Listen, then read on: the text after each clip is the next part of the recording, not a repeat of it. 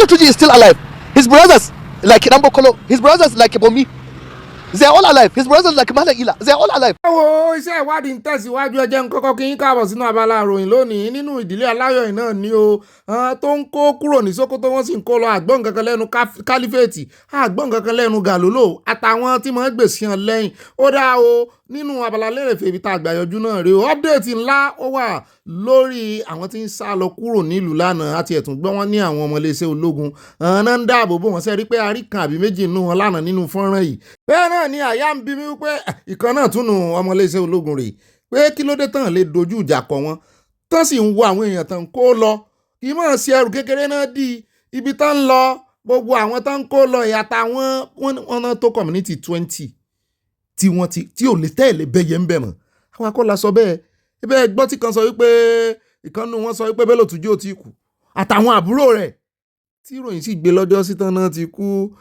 ẹ wò ó controversy pọ̀ lórí air strike tí Amẹ́ríkà tán ṣe ní Sókótó ẹ gbọ́nú àkójọpọ̀ ròyìn lónìí o ibi tá a ti ń sọ yẹn náà lọ́wọ́ náà tún ti fi hàn wá wípé sáà ti gbọ́ wípé Nàìjíríà pé wọ́n lọ san owó kan fún company kan tí wọ́n líǹkì Republican mọ́ wípé ó ní í ṣe pẹ̀lú wọ́n ṣàfẹ́ gbowó gbogbo ọ̀nà náà fẹ́ gbowó lọ́wọ́ Nàìjíríà pé wọ́n fẹ́ lọ tún ẹjọ́ rò wọ́n fẹ́ yí story wípé wọ́n pa Kristẹni nìkan kọ́ náà ń pa wọ́n ti bó lẹ́sẹ̀ wá lọ san $9 million fọ́dún kan oṣù mẹ́fà $4.5 million mo ní ṣe ní Amẹ́ríkà náà fẹ́ wá sí fún wa rè gbogbo ọ̀nà tẹ́ fẹ́ fi míìkì wa rè ẹ wo bí àti mo rí lẹ́tà mi ò kọ́kọ́ fẹ́ gbé mo kọ́kọ́ gbójú kò ń bẹ̀ ṣùgbọ́n nígbà tí Dr. Abati wá sọ̀rọ̀ ń pa ní Dr. Abati bá tún mẹ́nu lé tẹ́ ẹ bá rí bó ṣe ká lára ló bá ń gbèjà Nàìjíríà gọ́ọ̀mẹ̀ntì ó ní òun ti ṣiṣẹ́ ń bẹ̀ rí òun ti bá Jonathan ṣiṣẹ́ rí òun mọ bí ṣe mọ́ wọ́ọ̀kì pé gbogbo wọn ti mọ́ ṣe ti pẹ́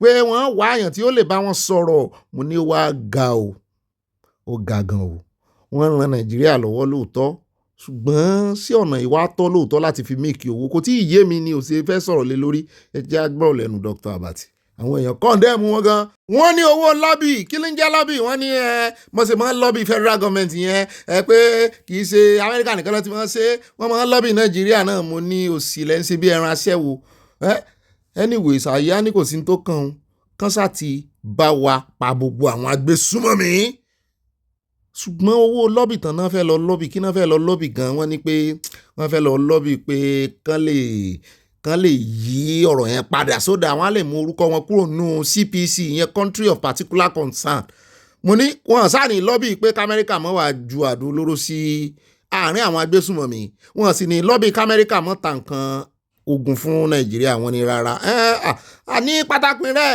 nígbà jẹ́ pé owó náà wọn kú lò fún ọmọ Nàìjíríà bá jẹ́ pé àwọn Amẹ́ríkà ni yóò gbà lọ́wọ́ wọn kán ṣàṣe ń tá a fẹ́ ṣùgbọ́n ibi tá a ti ń sọ yẹn náà lọ́wọ́ à ń bọ̀ àbí ká kọ́ gbọ́rọ̀ lẹ́nu Dr. Abati ẹ̀já kọ́ gbọ́rọ̀ lẹ́nu Dr. Abati ká tó fún yín ní visa restriction tuntun tán gbélé Nàìjíríà. For lobbies. Now, lobbying is a standard, tested, old tradition within the American system. And the whole idea of lobbying is that you want your side of the story to be heard. So if Biafra, the people promoting Biafra, if they are going to the US and they are paying how much? $60,000 to sell their own story, that Igbos are being marginalized and persecuted in Nigeria, and that the idea of the Republic of Biafra will be a good proposition. I think it makes sense that the Nigerian government too is in that space. It's not about the money. It's about the fact that the Nigerian government wants to be heard so that there's not just one voice in the room. The other matter is Nigeria being designated a country of particular concern on October 30, 2025 by President Trump. So it's a very good diplomatic move to say we want to have our own people in the room. There's a group called Aste Legal also, in Kaduna, that we're told is representing the Nigerian government through the auspices of the National Security Advisor. On December 12, 2025, the Nigerian government paid $4.5 million for 6 months. And the contract is renewable for another 6 months. So the lobbyists, what they will be doing basically, is to get the Nigerian voice into the room. To say, one, there is no persecution of Christians in Nigeria, or where it exists, the Nigerian government is addressing those issues, and religion is not, a major problem in Nigeria, to the extent that this is, a neutral state when it comes to religion, which is well stated in Section 10 of the 1999 Constitution, and which the Minister of Foreign Affairs referred to at a forum, I think, in Germany. Now, the delivery of military supplies by the United States, this is evidence, this is a clear evidence that the cooperation that the Nigerian government talked about, that they said they needed, the assistance that they needed in dealing with the multiple threats that Nigeria faces on many fronts is real. And the Americans themselves have said there is mutual partnership between Nigeria and the United States. And now African Command, US African Command, AFRICOM, as it is known, has now brought these supplies to support the Nigerian government. The mutual interest that is there is that the Americans themselves do not want, the Sahel region or West Africa to be turned into a hub, into a playground for, global terrorism networks. And so it's a question of shared interest. Dr. Àti ó sàmọ̀ ọ̀rànjú náà ni èmi ò mọ̀ pé wọ́n máa ń lọ́bì kiri báyìí o wọ́n ní Biafra náà lè lọ lọ́bì so àwa náà lè rè lọ́bì so bẹ́ẹ̀ yóò bá gbòmìnira náà lọ́bì ní gbogbo ẹ̀ náà so kò sí ní tó gbọ̀fẹ́ ṣẹ̀ṣẹ̀ yé mi ni o kò yé mi tẹ́lẹ̀ o lọ́rọ̀ kan ẹjẹ́ amẹ́nulé ọ̀rọ̀ visa restriction tuntun tán gbélé Nàìjíríà. ìwáṣẹ̀ Nàìjíríà nìkan o other 72 countries wọ́n sì ní indefinitely ṣùgbọ́n wọ́n ló ní condition terms and conditions tó wà ń bẹ̀ náà ni pé processing visa wọ́n ní kàn mọ́ process visa fún 72 countries kí ló fà á kì í ṣe pé bóyá wọ́n náà ṣẹ̀ wọ́n náà fẹ́ review processing times àwọn. ìtumọ̀ ẹ̀ náà ni pé wọ́n fẹ́ gbé gbèdéke míì lé ok bá bá fẹ́ apply fún visa USA kí lẹ gbọ́dọ̀ ní kí lẹ gbọ́dọ̀ apply bó lẹ ṣe gbọ́dọ̀ apply wọ́n ní tán fẹ́ ṣe nìyẹn. owó tẹ̀tà lọ́wọ́ dà okay this money a máa gbóhùn ẹ̀ lọ́wọ́ èdè ló gbà lọ́wọ́ ẹ̀ 8,000 both this guy ọba wọn àbí ogun àbí.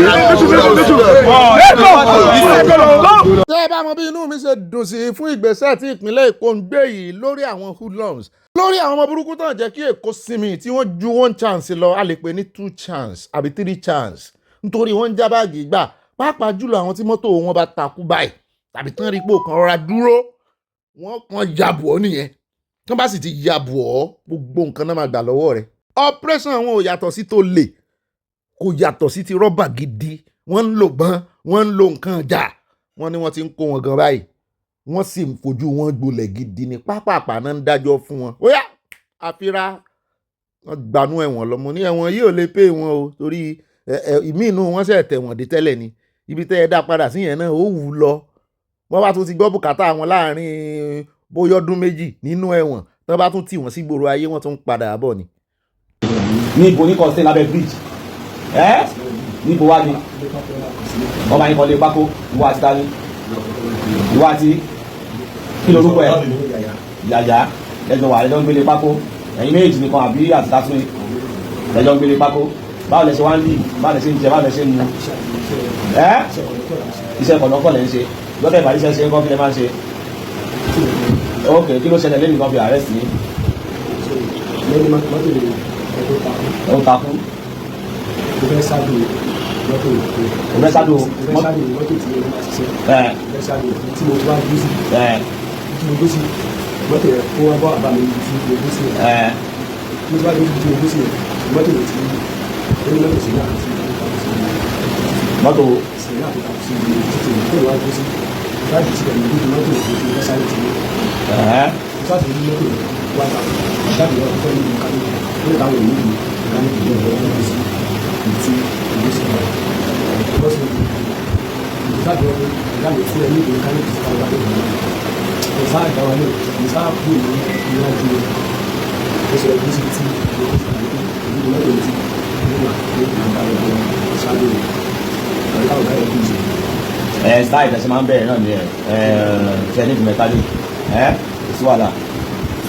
àánú àwọn ọmọ tó ń hustle níta tí bóyá wọ́n ti wọlé bàbá wọn àti òbí wọn tán ríbi gbé tí ọwọ́ wọn sì mọ̀ àánú àwọn yẹn ló ń ṣe mí torí wọ́n á kó wọn pọ̀ mọ́ róga ẹjẹ́ àpò ń bẹ́ẹ̀ já dé ọ̀dọ̀ Sowore níbi tó ti ń bí ní nǹkan kan Sowore sọ̀rọ̀ tó pọ̀ lónìí gan o ó tún pe Olódòdẹ lórúkọ ó wá ń sọ̀rọ̀ nípa wẹ́bsáìtì APC wọ́n ní wọ́n ń gbà yàn bẹ́ẹ̀ mo ní ṣe ṣiṣẹ́ aya ní dey play ọ̀gá mi àbọ̀ ti gbà yàn ṣiṣẹ́ ni mo ní ó wá jórí wẹ́bsáìtì náà gbà yàn sí kí ni ìwúlò rẹ̀ ṣùgbọ́n kí ìṣòun la fẹ́ gbọ́ báyìí tí Sowore la fẹ́ gbọ́ ẹjẹ́ àkànfẹ́ lè tọ́ yín lẹ́nu o orúkọ wo ló pe ààrẹ Olódòdẹ.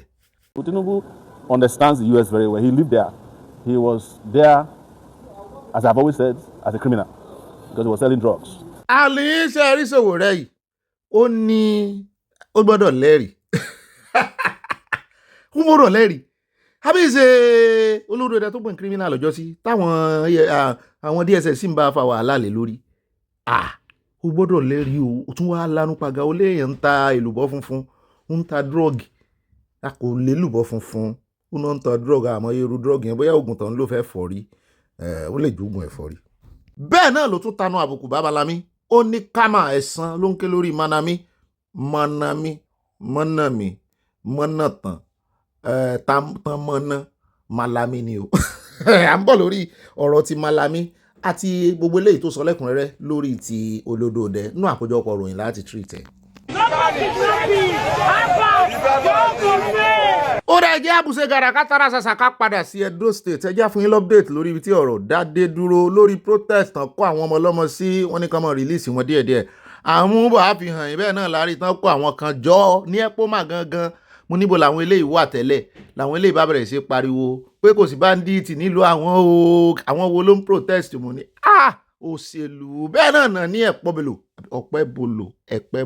ọ̀pẹ́bolo ọmọ tí ń ṣe mí tí mò ń ṣe orúkọ wọn dá lẹ́nu ọjọ́ mẹ́ta yìí wọ́n ní ó fẹ̀sùn kan àwọn ará diaspora wọn aráàlú rẹ̀ ní o ní diaspora wọn náà fẹ́ da epo maru wọn náà fẹ́ da Benin rú wọn náà fẹ́ make ẹ̀ ungovernable fóun ó rẹ̀ jẹ́ agbọ́mọṣe sọ̀rọ̀ bẹ́ẹ̀ náà ni ẹni tó jẹ́ president SUG ní AAU yẹn Ambrose Ali University tá a gbọ́ pé wọ́n ti kọ́ àwọn ọmọ school wọn wọ́n ní kí sọmọ school àwọn náà kó àwọn ò sì lọ́wọ́ nínú protest ẹ wá wo àwọn èèyàn tó tú jáde báyìí nígbà tó ń ṣe protest wọ́n ń jí wọn gbé o wọ́n ẹ̀rí wà wọ́n ń jí wọn gbé o ṣùgbọ́n wọ́n àmọ́ bí wọ́n ti lọ employ àwọn eléyìí báyìí kàn mọ́ pariwo pé kò sí kidnapper lẹ́pọ̀mà. Our governor, Senator Mojo Ogbeni, has been championing and has been in the forefront of fighting insecurity. Ogbeni is a good dozer, really is producing everywhere. Both Benin and Esaland and all the environment is working, and pray that God will continue to be with him. With the women of Esaland, we are fully with you. So you stay this way. Yes, sir.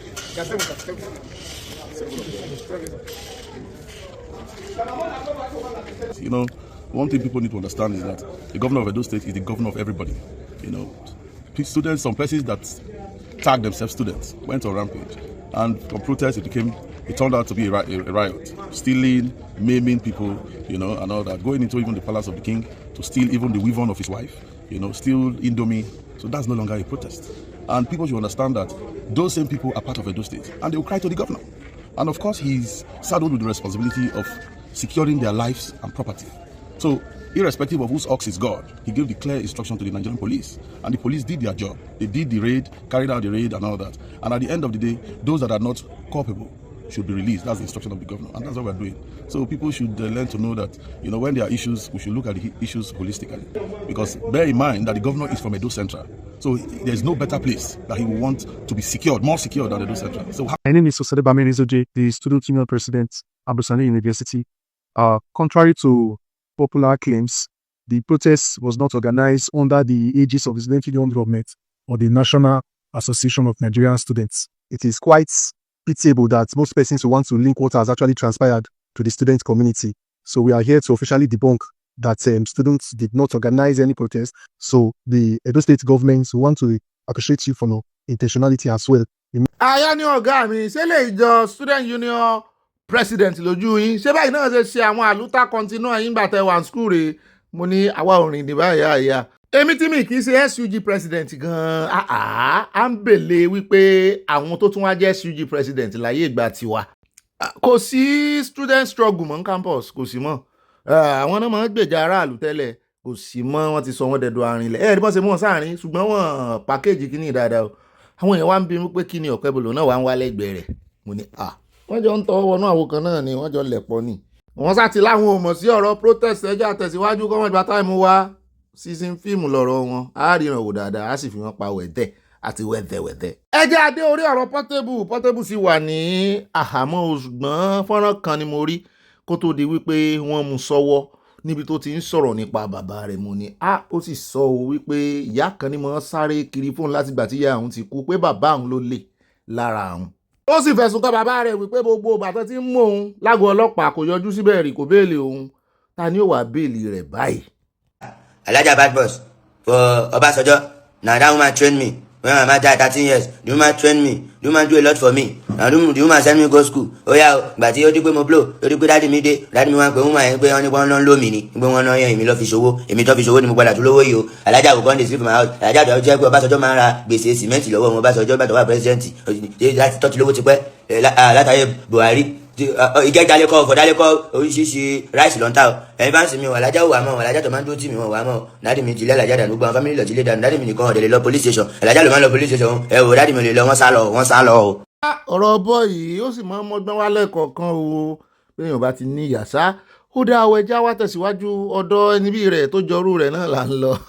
Ó kàn jẹ́ pé èèbò pọ̀ fún Ṣeun ni Ṣeun àti àwọn ẹgbẹ́ kan tó pera wọn ní Wizkid FC náà pera wọn àwọn ẹgbẹ́ fanpage ti Wizkid ni ṣùgbọ́n àwọn fanbase lásán ni o wọ́n wá ń bá Ọ̀gbẹ́ni Ṣeun fa wàhálà wọ́n wá ń tanú àbùkù bá bàbá rẹ̀ wọ́n ní heritage wo bàbá rẹ̀ gan fi ilé àwọn ọmọ bàbá rẹ̀ mo ní àwọn ọmọ Gen Z ìwọ ń dá wọn lóhùn Ṣeun náà bá tẹnu bọ̀rọ̀ ó ní 120,000 làwọn kan sẹ́ndì sóhun níbi tí bàbá òun kọrin sí pé òun jèrè bàbá òun kí ni bàbá ńlá wọn fi ilé fún wọn. mo kàn wá ní wọ́n tún fún mi ní 120k pay from your father. My father don die 28 years ago now. Be 29 years it will be this year. This is the 29th year when my father don die. From the grave, wọ́n tún fún mi ní 120,000 USD. Pé inheritance here, something just mature for you. Wow! Ṣé bàbá yín lè ṣe bẹ́ẹ̀ fún yín ni? How many of una father fit send una from the grave 29 years later 120,000 USD? Eh? Una call one of una call this thing I go just dey open una mouth. They talk about that kind man. Me, I can't live with that. But put that there for street, they put it down for my buying to accomplish. Una no fit know the essence of that kind papa because none of una papa don't accomplish.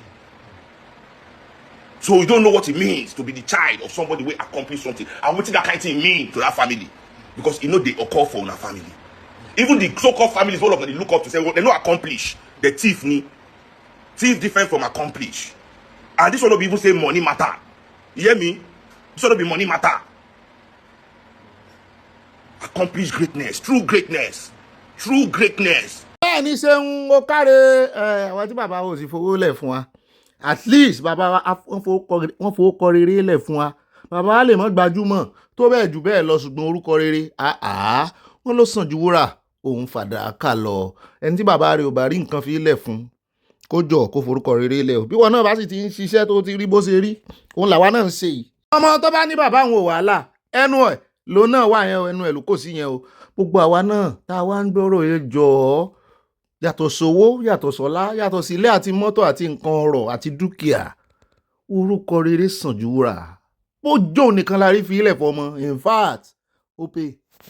ó dá ẹjẹ́ àpọ̀ mẹ́ ẹjẹ́ àdọ́dọ̀ àwọn tí ò lórúkọ náà ìkànnì wọn lẹ̀ ń wò yìí orúkọ burúkú làwọn ilé àfi ilẹ̀ lẹ́gẹ́sì burúkú lẹ́gẹ́sì ìsọnù eré ibú lẹ́gẹ́sì làwọn ilé ò fi ilẹ̀ fọmọ níbi tá a ti gbọ́ tán sọ pé ṣe Gumi ọ̀fíṣíálì báyìí wọ́n ní Saudi Arabia ti bánu ẹ̀ lọ́jọ́ sí ní 20 kilo ṣẹlẹ̀ náà 2023 kọ́hún wọ́n náà lè dànù ni wọ́n jẹ́ kó wọlé ó tiẹ̀ wọlé ṣùgbọ́n wọ́n lè dànù ṣùgbọ́n lọ́tẹ̀ ìbáyìí wọ́n náà ti bánu ẹ̀ permanently indefinitely kó mọ̀ wọ ìlú àwọn ọmọ o pé àwọn ò ní nǹkan kan fẹ́ bá sí o bó bá wù Nàìjíríà kí Nàìjíríà mú kán béèrè ẹjọ́ lọ́wọ́ rẹ̀ ṣùgbọ́n lọ́dọ̀ tàwọn o wọ́n ní kó mọ̀ wọ Saudi Arabia mọ̀ for security reason he won't enter the country indefinitely mo ló dáa bẹ́ẹ̀. wọ́n ti ẹ̀ ní ó tún fẹ́ gbìyànjú àti lọ ẹ mọ̀ pé wọ́n ti bẹ̀rẹ̀ medicals fún hajj tó máa lọ ní 2026 wọ́n náà gbàǹwé.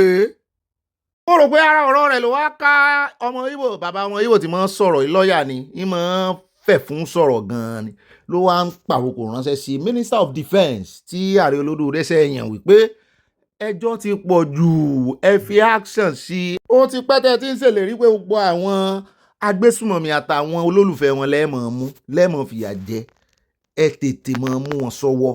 Musa, please stop telling us to talk. We are tired of hearing that. Do something. The people supporting terrorists, you know them. You know them. You cannot pretend that you don't know them.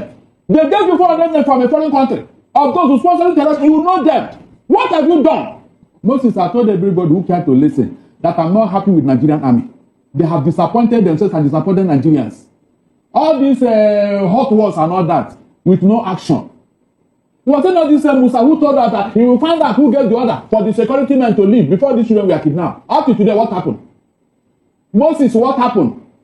As I talk to you now, members of villagers in Benue and Plateau State are living in IDP camp. Going to 10 years now. And the foreign terrorists are taking over their village and they are living there. They have left the place. What do you blame this on? Because when the general was relieved of his duties, Nigerians were upset that he was doing something because he spoke very tough about dealing with insecurity. And then when he was made a minister, Nigerians were excited. But is it the politics now, the political part of it, that is making his own work ineffective? The Nigerian army we have today is no longer the Nigerian army of you. What we have now is a politicized military. Moses, if you read how the former chief of army staff was with that helicopter crash near Zaria, you wait for the army. Your own man, you people. How do you explain that? Why can't they find out who's behind all these things? Instead of telling us, if you do, the 400 men they get there, what happened? Musa, please stop telling us to talk. We are tired of hearing that. Do something. The people supporting terrorists, you know them. You know them. You cannot pretend that you don't know them. Ṣùgbọ́n àwọn ọmọ Nàìjíríà pàápàá jùlọ àwọn ọmọ Ìgbò akẹgbẹ́ arákùnrin wọ́n ti ń ja nítàn mọ́ wọ́n ń já ìwé ìdámọ̀lẹ́kùn fún wípé kó rọra sọ̀rọ̀ pé nínú ọ̀rọ̀ rẹ̀ ní ìsìn nínú ọ̀rọ̀ rẹ̀ dùn gbọ́ lóòótọ́ o ṣùgbọ́n wọ́n ní sọ ní ẹ̀rí ẹ̀sùn tó fi kan iléeṣẹ́ ológun Nàìjíríà odidi iléeṣẹ́ ológun Nàìjíríà pé àwọn náà pa ìkànnù àwọn ọmọ wọn tó tún wáá jọ̀gá ọ̀gá gbogbo ọmọ iléeṣẹ́ ológun orí ilẹ̀ wọ́n ní ẹ̀sùn ńlá ní o mo ní yóò lẹ́rìí rẹ̀ kó tó sọ yóò lẹ́rìí bí lọ́ọ̀yà ni ẹ jẹ́ àkó bẹ́ẹ̀ lórí ọ̀rọ̀ ti Katsina tí wọ́n rìlíìsì 70 terrorists tán náà dáríjì wọ́n ariwo ti pọ̀ lórí rẹ̀ o làwọn yẹn bá ń pariwo wípé ẹ sì mú Kánú sáhàmọ́ àwọn 70 tẹ́ gbà wípé terrorists ni wọ́n ẹ sì rìlíìsì wọn. The councils who have already negotiated peace agreement in their hometown. You are a district head with your Iroyin, but you are not living there. You don't sleep there. So how can even the people respect you? How would the bandits even accept that you are serious in that matter? We are the losers as human beings. Politicians are not interested in what happened to their people. Because now, what is it? You cannot farm. You cannot graze. You cannot go to the market. 70% of our schools are closed down. Some of the schools even are occupied by bandits. So who loses? But the wider losers are the Nigerian states. Because what is happening, killing of these people, it shows you in practical terms the totality of irresponsibility of the northern elites.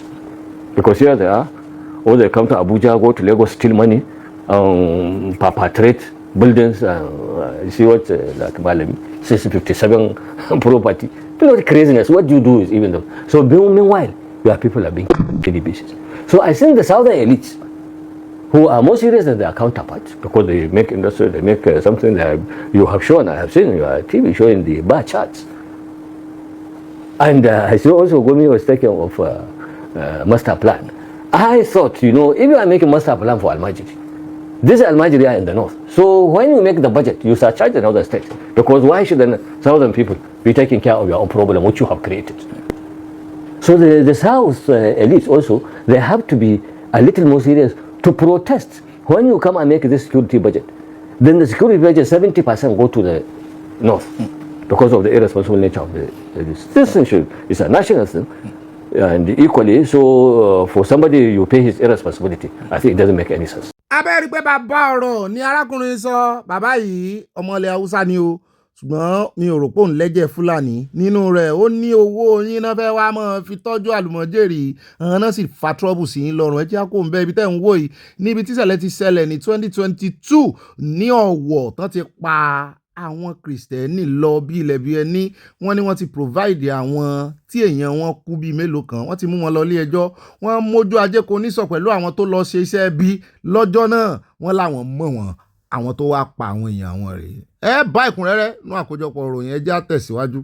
ó dé ẹjẹ́ sáré yà lóńdó lórí ti ọ̀rọ̀ àwọn ọba tí ó fa mokomoro tó fa àríyànjiyàn lẹ́nu ọjọ́ mẹ́ta ibẹ̀ náà tún ti ń pé fọ́nrán ìkiri báyìí o kò ṣe ṣẹlẹ̀ o ṣùgbọ́n àwọn èèyàn tún rántí fọ́nrán yìí wọ́n ní Ayédátiwa tó jẹ́ gómìnà wọn nípínlẹ̀ Ondo wọ́n ní ó fojú tẹ́ńbẹ́lú ọlọ́yọ̀ọ́ yẹn Aláàfin of Ọ̀yọ́ pé ó sì gba iwájú wọn kọjá bẹ́ẹ̀ náà mo rí ojú Aláàfin náà wípé ojú wọn ò fanimorous kí ló dé tó yẹ pé láàrin gbogbo àwọn ará bíi ojú tiwọn nìkan ni mo ń lejú sàn nìkan ni ẹ̀rí àwọn nù o sàn nìkan ni ojú wọn mọ́.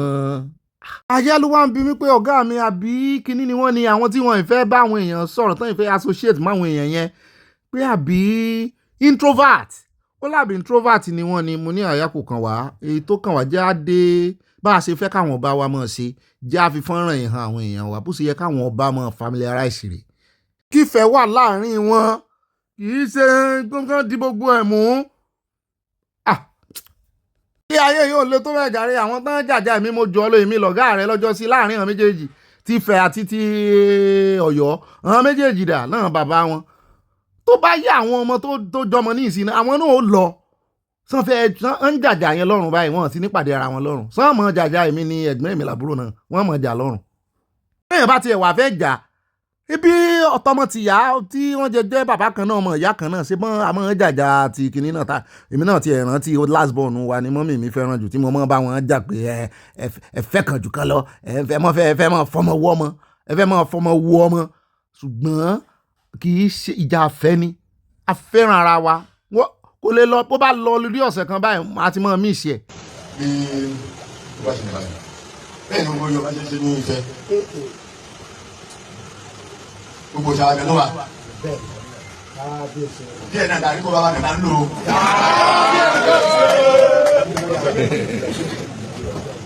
ọlọ́run bẹ̀rẹ̀ fún ọ̀sẹ̀ àlólé òdùà.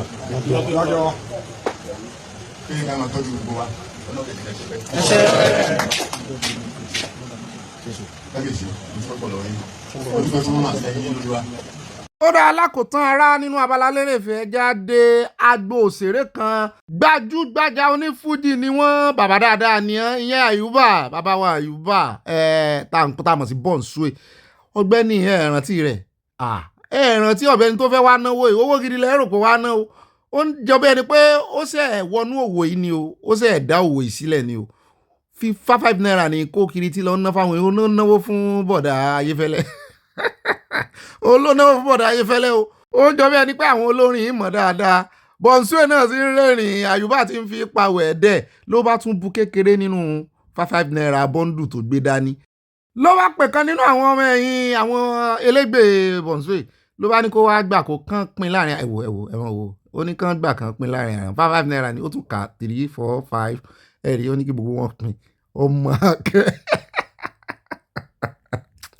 àyà ní ọ̀gá mi kíní ìfẹ́ dàbí eré ó fẹ́ dàbí àwàdà pé kì í ṣeré o tán bá ná 5 ẹrù ń bì bọ́ndù pé owó burúkú mọ̀ ni owó Nàìjíríà tí ò níyì ni bó yẹ kó níyì mo ló ga o ọjọ́ tí Nàìjíríà bá padà sí ná 5 naira tí nǹkan tí 5 naira lè rà tó bá jọjú mo lọ́jọ́ yẹn ní Nàìjíríà bẹ̀rẹ̀ sí í dá.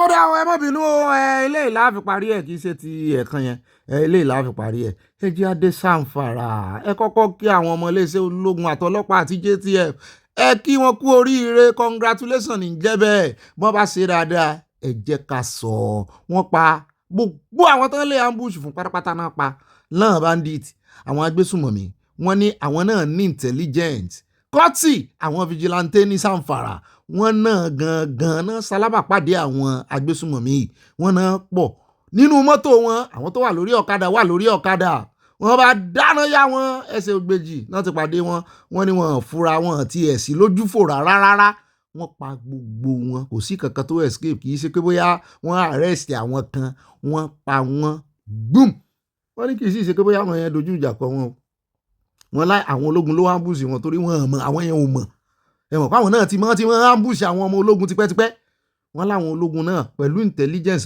local intelligence wọ́n lòun náà fi ambush wọn pa wọ́n torí iṣẹ́ láabi àwọn náà kì í sì ṣe pé bóyá wọ́n túra alẹ̀ àwọn náà di àmọ́ra ogun ṣùgbọ́n wọ́n pa gbogbo wọn dànù wọ́n ju àtọ̀kadà ó àti mọ́tò ẹsẹ̀ èèyàn kan lè rí inú àwọn òkú pọ̀ ń bẹ̀rẹ̀ pẹ́tẹ́ ablọ́ ẹ̀ ni.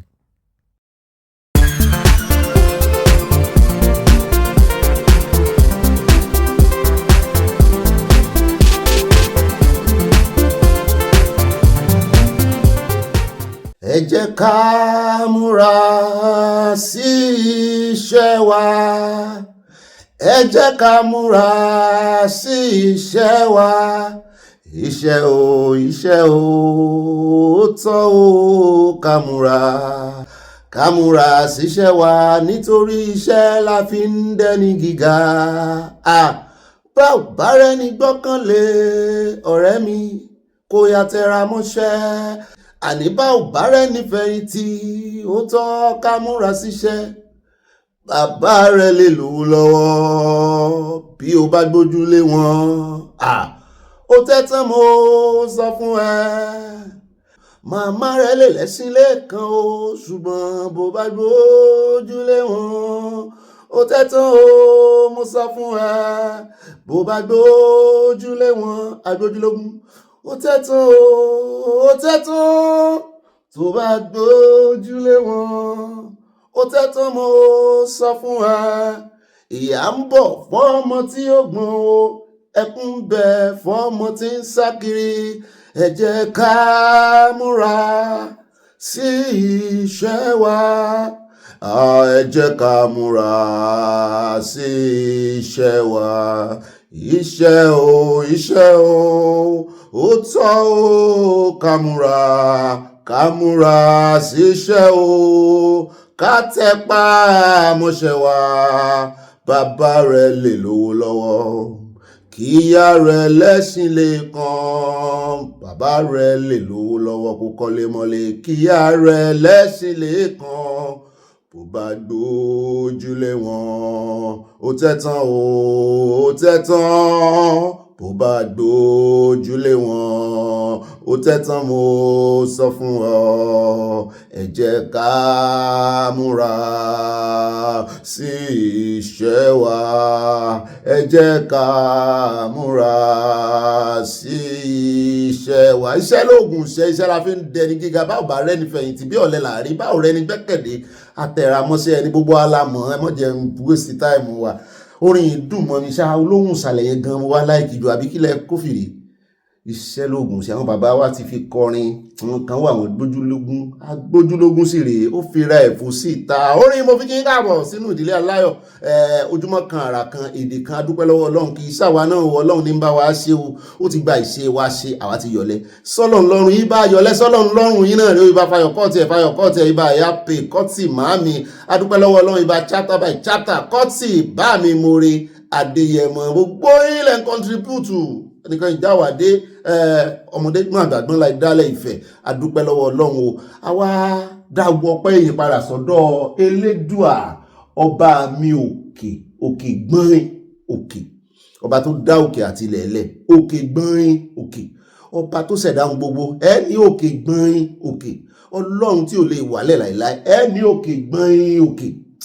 Bó bá wálẹ̀ kì í ṣe póré bọ́ ó wá wo àwa tá a wà ń bí ní òkè gbọ́nrin òkè. Kò sì ní ìdí ẹ̀ látọ̀ gan-an yóò ṣe tí ó ṣe ọwọ́ rẹ̀ òkúrú láti gba àyàn là ojú rẹ̀ kò pa ojú rẹ̀ ò fọ́ láti rí pàǹtà ńlá kọjá bẹ́ẹ̀ ni etí rẹ̀ ò di sí wa.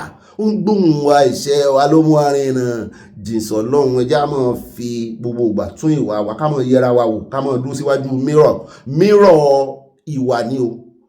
Mírọ̀ ìwà kìí ṣe mírọ̀ ojú gbangba o kìí ṣe dígí tá a máa fi wo beauty o tá a máa fi wònú ó ní mírọ̀ kan téèyàn máa fi wònú ẹ jẹ́ ká máa reflect. Ibà reflect yín náà rèé èmi náà ní ibà yànnàná ibà kanjú abẹ́ǹkó ibà sílálàyé èmi náà ní ibà wálẹ̀ jìn ẹ lè pè mí ní ibà lọ tààràtààrà tọ́rọ̀ bá ti dọ̀rọ̀ òtítọ́ àtòdodo sàn báyìí láàrin ajé ní mo ní pẹ̀kọ̀rọ̀ ṣùgbọ́n bó bá ti kófìrẹ̀ tí ò rìn sàn pẹ̀lú rẹ̀ jọ condition terms and conditions rẹ̀ náà ni wípé ìwọ náà mọ̀ sí kíni mọ́rin sàn pẹ̀lú rẹ̀ whatsoever is my concern bá a ti mọ́ kọ́lẹ́tà nù mọ́rin sàn pẹ̀lú anybody tí ó bá ti rìn sàn pẹ̀lú rẹ̀ ṣùgbọ́n mọ́ wàá lọ mọ́ ṣe kọ̀lọ̀kọ̀lọ̀ bí kọ̀lọ̀kọ̀lọ̀ pẹ̀lú ẹni tó bá rìn sàn pẹ̀lú rẹ̀ sòdodo pẹ̀lú ẹni tó bá bọ̀ fòdodo lò ẹni tó bá bọ̀ fi rọ́lò mọ́ bá fi rọ́lò ṣùgbọ́n pákéjì rọ́ rẹ̀ gbélé lọ́wọ́ torí ẹ̀yin ò bá fi sọ wípé bọ́mọdé bá mọ àyíníke kò lè mọ àyíní padà gbé àyíní padà fún àyíní padà ní bàbá àyíníke fọmọdé bá lásọ bí àgbà kò lè lákìsà bí àgbà ìtumọ̀ òwe náà nù.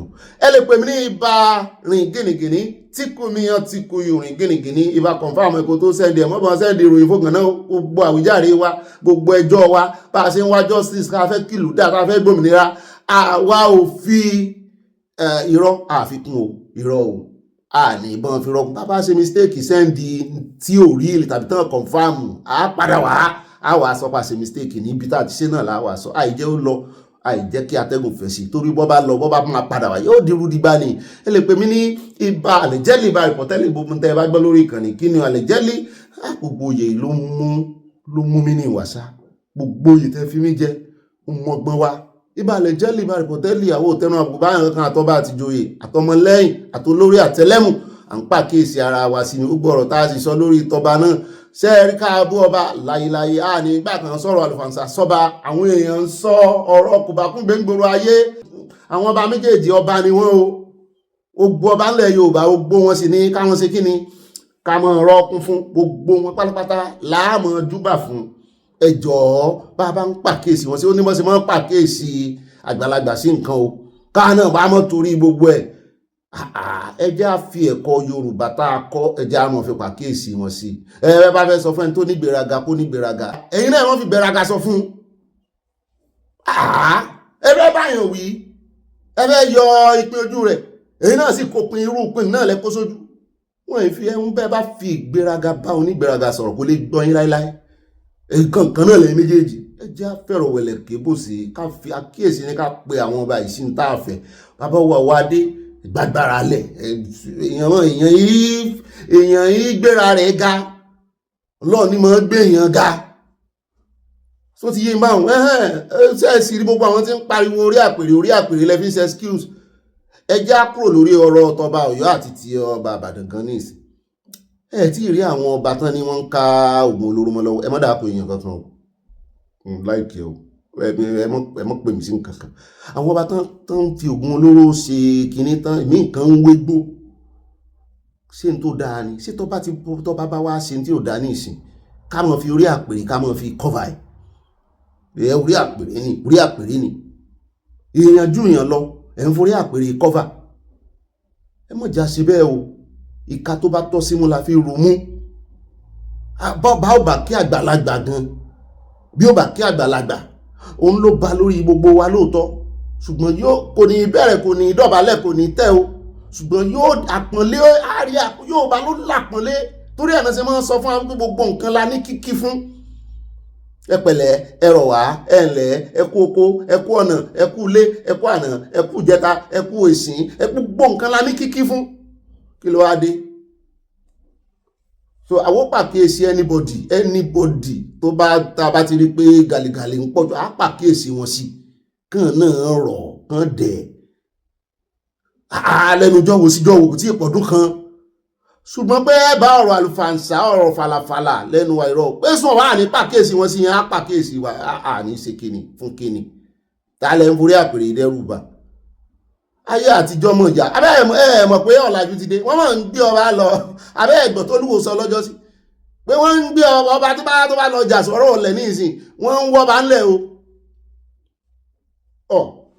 ẹ̀ ń fojú àná wo kíní ṣùgbọ́n ibi tá a ti bẹ̀rẹ̀ náà rí owó eléyìí tẹ́ bá pàdé inú Abala Lerefe abẹ̀rẹ̀ ayọjú lójú fèrèsé ni eléyìí tá a mọ̀ ẹgbẹ̀nu ọ̀nà wọlé alákọ̀ọ́kọ́ ń bẹ̀ mú rí write up kan lórí ọ̀rọ̀ ti àwọn ọlọ́badé náà ni a kà sí yín létí bóyá nu Abala Lerefe láti ká mo gbádùn ẹ̀ gan.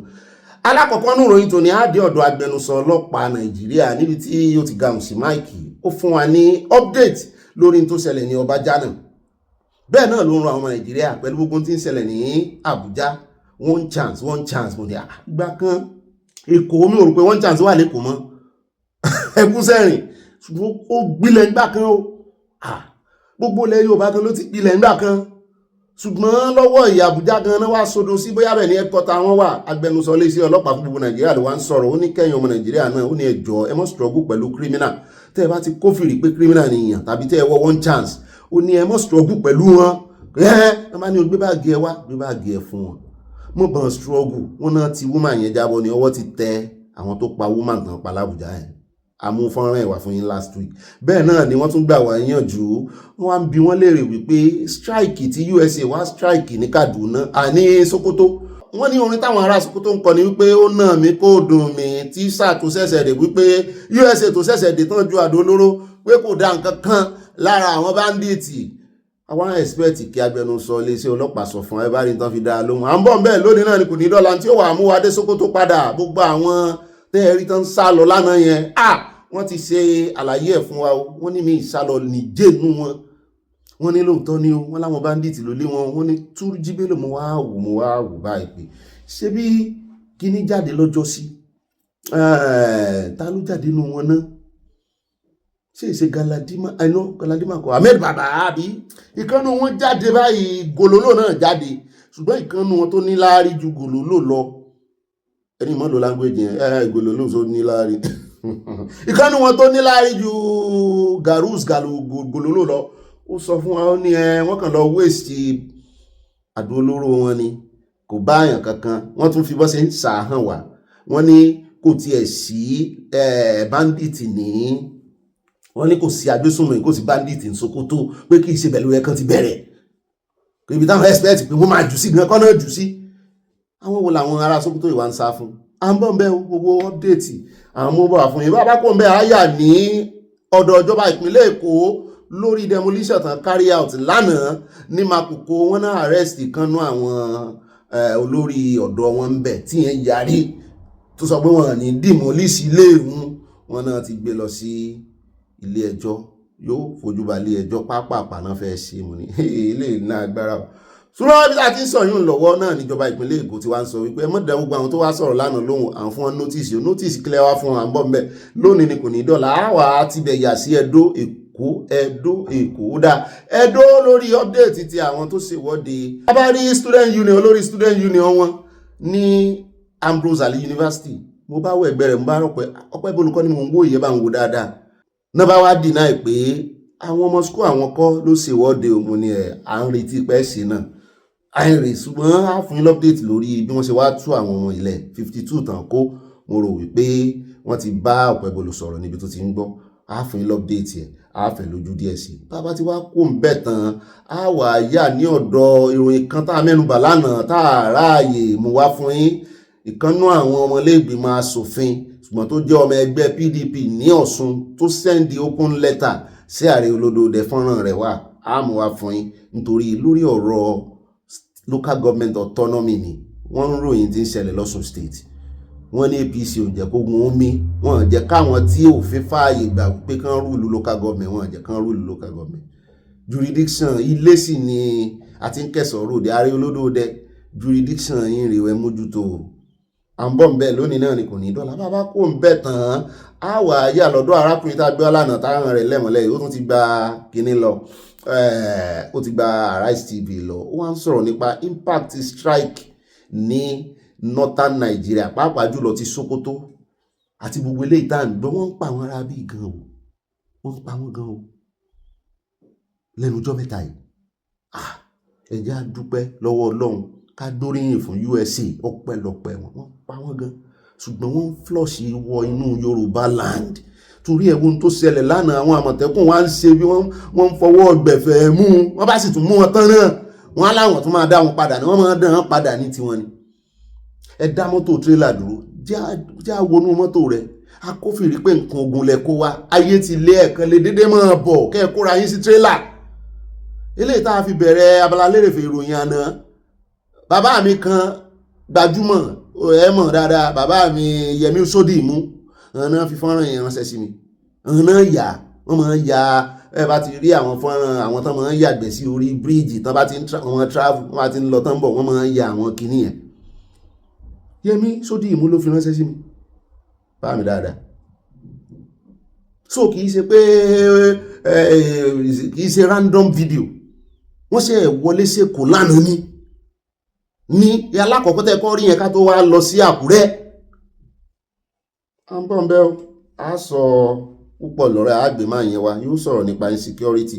Bẹ́ẹ̀ náà ni bàbá kò ń bẹ̀ tán Èkó náà la sì wà níbi tá a ti gbọ́dọ̀ sọ wípé wọ́n fẹ́ bẹ̀rẹ̀ refinery míì lẹ́kọ̀ọ́. Mo ní ipò sáwọn lélẹ̀ kì í ṣe po wọ́n ní góòlù ni o mo ní sọ́tún máa ń ní rìfàìnẹ́rì fún góòlù ni wọ́n ní bẹ́ẹ̀ ni à ń bọ̀ bẹ́ẹ̀ lónìí náà ni kò ní dọ́là tó mú wọn ní rìfàìnẹ́rì fún símẹ́ǹtì wọ́n náà máa ń ní fún góòlù náà mo ní sí rìfàìnẹ́rì náà wọ́n pè ti símẹ́ǹtì ni wọ́n náà máa ń pè rìfàìnẹ́rì náà tó bá ti ń rìfàìn wọ́n pè rìfàìnẹ́rì. Ó dá o àwà àyà ní bàbá tí wàá kó ń bẹ̀ tán àyà lórí ọ̀rọ̀ ti Wike gbogbo update àmọ́ fún yín bẹ́ẹ̀ náà níbi tí àjọ IPAC tí wọ́n ti ń kàn lábẹ́ fún Wike wípé Wike dá Rainbow Coalition sílẹ̀ ó tẹnu àbùkù bá ẹgbẹ́ APC àti PDP ní Rivers nítorí wípé ó fẹ́ ṣe ẹ̀tanú àti mọ̀nàfíkì Fubara ó wá ló ń dá nǹkan kan lẹ́tàn pè ní Rainbow Coalition Party mo ní party ò mọ̀ sí bẹ́ẹ̀ wọ́n ní tó bá ti kó èèyàn jọ party náà ni INEC lè mọ́ rẹ́gísítà ẹ̀ lóòótọ́ ṣùgbọ́n tó bá ti kó èèyàn jọ party ni party yàtọ̀ sí party o mo ní party náà ní gbogbo ẹ̀ àwọn wo ló wá ń kàn án lábẹ́ fún àwọn àjọ IPAC Inter-Party Advisory Council náà sọ bẹ́ẹ̀ fún Wike wípé kó jogun omi o kó mọ̀ da wàhálà alẹ́ bó ṣe dẹgbẹ́ PDP o àwọn ò ní gbà kó da APC rẹ̀ wá ní Rainbow sójò fẹ́ rọ̀ ní ṣé ajá àti ẹkùn bímọ ni sóòrùn àti òjò ń rọ̀ ní papọ̀ èwo ni Rainbow ṣẹ́kùn omi fẹ́ yadé ni à ń bọ̀ ń bẹ́ẹ̀ lónìí náà ni kò ní dọ́là àwọn àyà lọ́dọ̀ bàbá Fẹ́mi Fálànà tiẹ̀ ti gbọ́dọ̀ àti gbọ́ látọ̀dọ̀ wọn wọ́n ní wọ́n ń fa ẹjọ́ kan lọ́wọ́ pẹ̀lú mẹ́ta lọ́rẹ́ o orúkọ tí Facebook múnu ó yẹ ká gbowó orúkọ ẹ̀ lọ́wọ́ wọn kí ní jẹ́ mẹ́ta ní jẹ́ mẹ́ta ní mẹ́ta wọ́n nínú metadata náà ti yọ mu ní ọ̀dọ̀ Ọlọ́run yọ wọn ṣùgbọ́n lọ́rọ̀ kan wọ́n ní kí ilé ẹjọ́ kan ti dájọ́ wọ́n ní kí wọ́n lọ san $25,000 fún bàbá Fálànà fún privacy suit tí bàbá gbé lòdì sí wọn mo ní ṣé bọ́mọ Nàìjíríà ni bàbá ń ṣàṣojú lórí ọ̀rọ̀ privacy suit ṣùgbọ́n wọ́n ní wọ́n parọ́ mọ́ bàbá nínú ọ̀rọ̀ wọn kan pé bàbá sick mo ló tiẹ̀ ti dáa gbóná jà ti Nàìjíríà náà tí bàbá fi lè gbowó yìí Ọlọ́run jẹ́ kí àjọ mẹ́ta san èlò ní $25,000 ṣùgbọ́n àwa ará diaspora tí ó bá kó 25,000 jọ ní ìsìn láàrin ọdún kan yóò ní iṣẹ́ gidi lọ́wọ́. Ó dá ẹja tẹ̀síwájú ẹja wá dé Ọ̀wọ̀ àwọn tán pààyàn ṣọ́ọ̀ṣì Ọ̀wọ̀ lọ́jọ́ sí wọ́n tún kó wọn lọ ilé ẹjọ́ o wọ́n wá kó àwọn victims tán pa àwọn èèyàn wọn náà wá ní ọdẹ yìí náà wá lọ witness wọ́n mọ̀ dá wọn mọ̀ ìkànnù wọn ní òun dojúbolẹ̀ báyìí ní òun mọ máa ń yìí mo ní tiwọn ayé wọn ti bàjẹ́ ikú lè rí ẹ̀ṣẹ̀ wọn ikú ní èrè ẹ̀ṣẹ̀ ẹjẹ́ á kó ń bẹ á fún ilẹ̀kùnrẹ́rẹ́ rẹ̀ bàbá tí wá kó ń bẹ tán ń jọ bẹ́ẹ̀ ni pé àti kógojá àti sọ ti màkòkò àmúwánú àkójọpọ̀ ròyìn àmì rí jù báyìí lọ́nà abala àkórí ìròyìn ní pápá àpẹja àyà fọ́tò wa o ojú mi wálẹ̀ jẹ́ múṣẹ́ jí ni wọn tá a sùn láàrin mi àti àìrò pé mo fẹ́ ní èmi àtẹlẹ́yà èmi àtàrà mi ẹwẹ́yẹ ẹlẹ́yàsùn ta ìdálẹ́ ẹlẹ́yàsùn lánàá mi ò mọ bóyá lọ́dọ̀ àṣẹ ìwọlé làárọ̀ yìí bóyá lọ́dọ̀ bàbá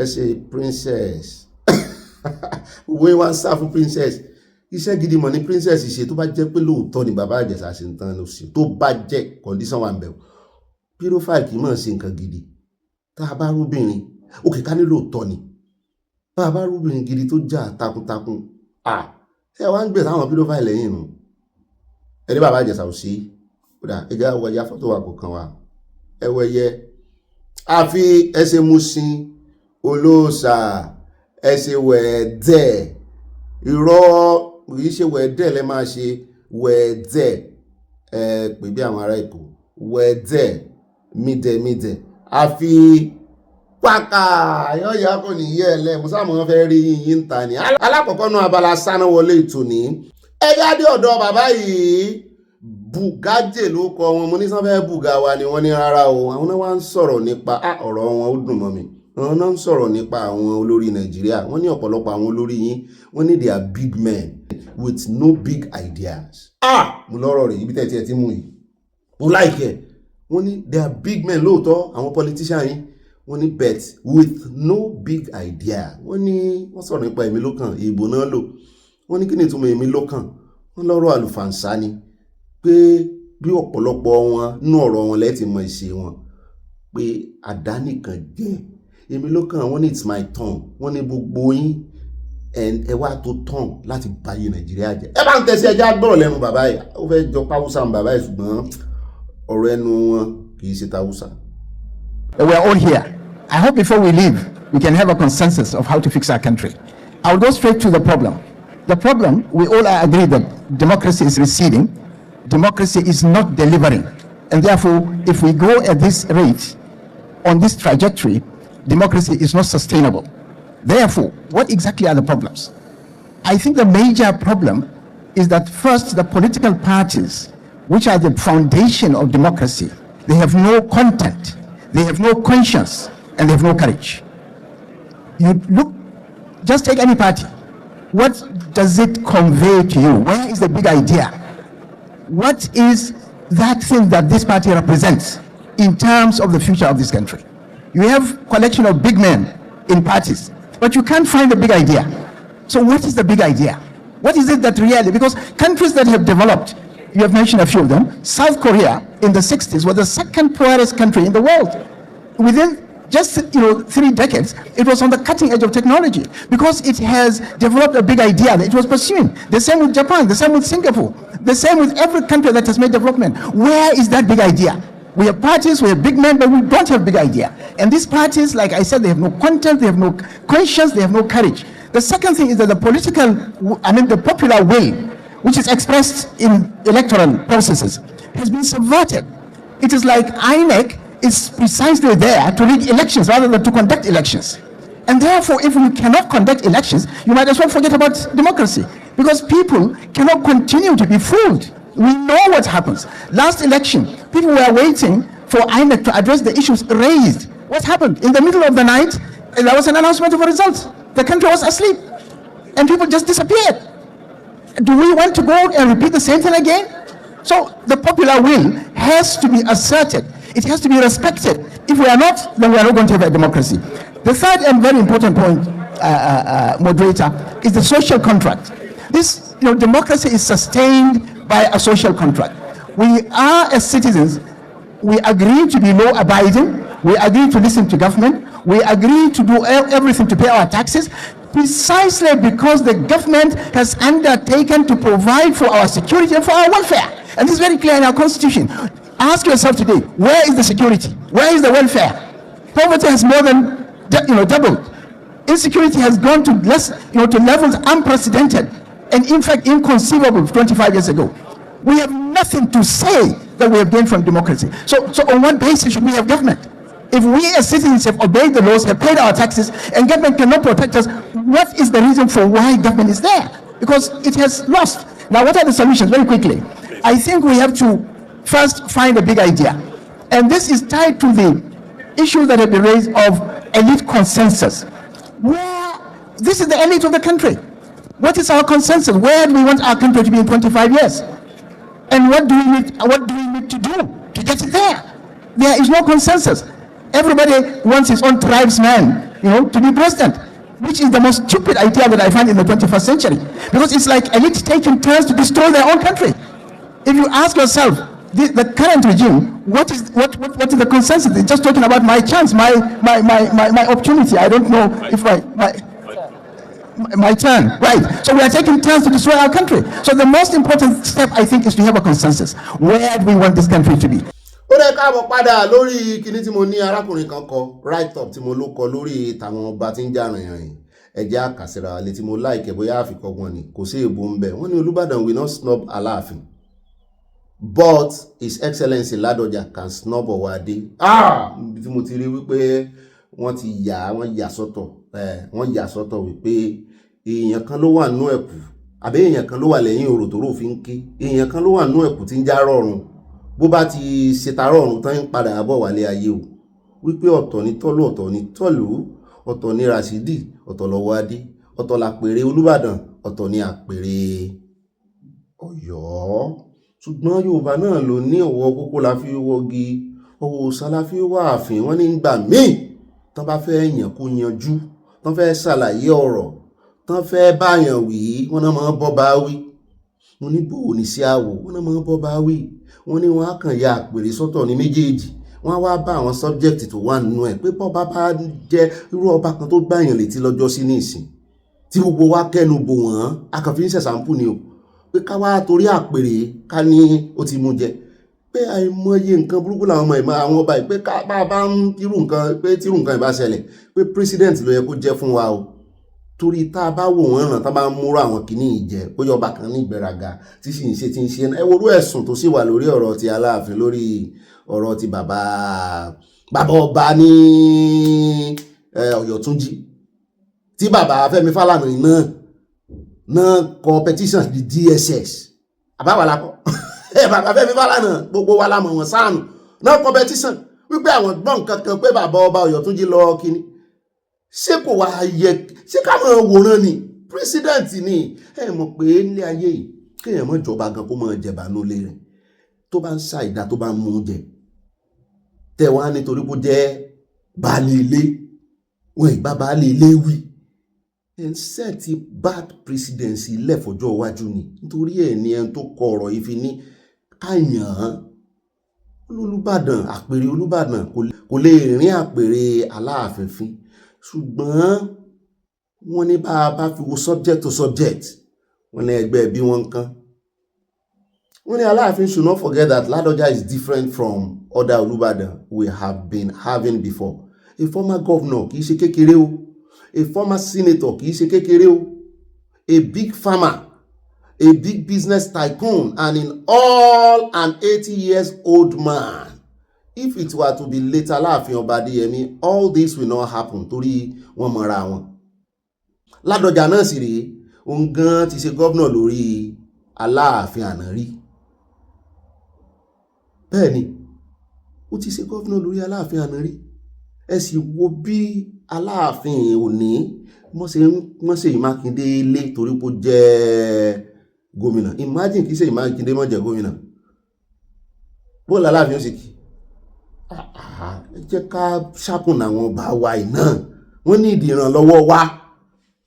There are state functions where Aláàfin Ọwádé was absent and sent a representative, but unfortunately the chief sent by Aláàfin seated where Aláàfin supposed to sit. That day Ọba Ládọjà protested it that he, Aláàfin representative, is not Ọba and is not supposed to be seated where he is seated. Mo lè mi ò ti ẹ̀gbọ́n eléyìí. Gàlégàlé àwọn tí ń tẹ̀lé àwọn ọba yẹn gan-an ó pọ̀ jù ẹ̀ mẹ́wàá náà mọ̀ sáwọn tí gbogbo ọba bá ń ṣe bẹ́ẹ̀ kó gbogbo àwọn kìíní kiri bẹ́yẹn. It was governed ibi tọ́pọ̀ tó bá pọ̀ bá síbì kan gbogbo àwọn asọ̀mọ̀gbé wọn ẹ̀ kò yẹ kọ́ mọ̀ bá wọn débẹ̀ tọ́ba bá mọ̀ pé òun ò lọ kán jókòó sáàfin níbi táwọn asọ̀mọ̀gbé wọn wà kò yẹ kọ́ mọ̀ bá wọn débẹ̀ àwọn ò ṣe kó wọn wọnú ọ̀dọ̀ ààrẹ lọ́jọ́ tán lọ kí ààrẹ wọn tí máa ń yẹ̀ wọ́n ní kìíní wọn ṣe bá wọn wọ ọ̀dọ̀ ààrẹ.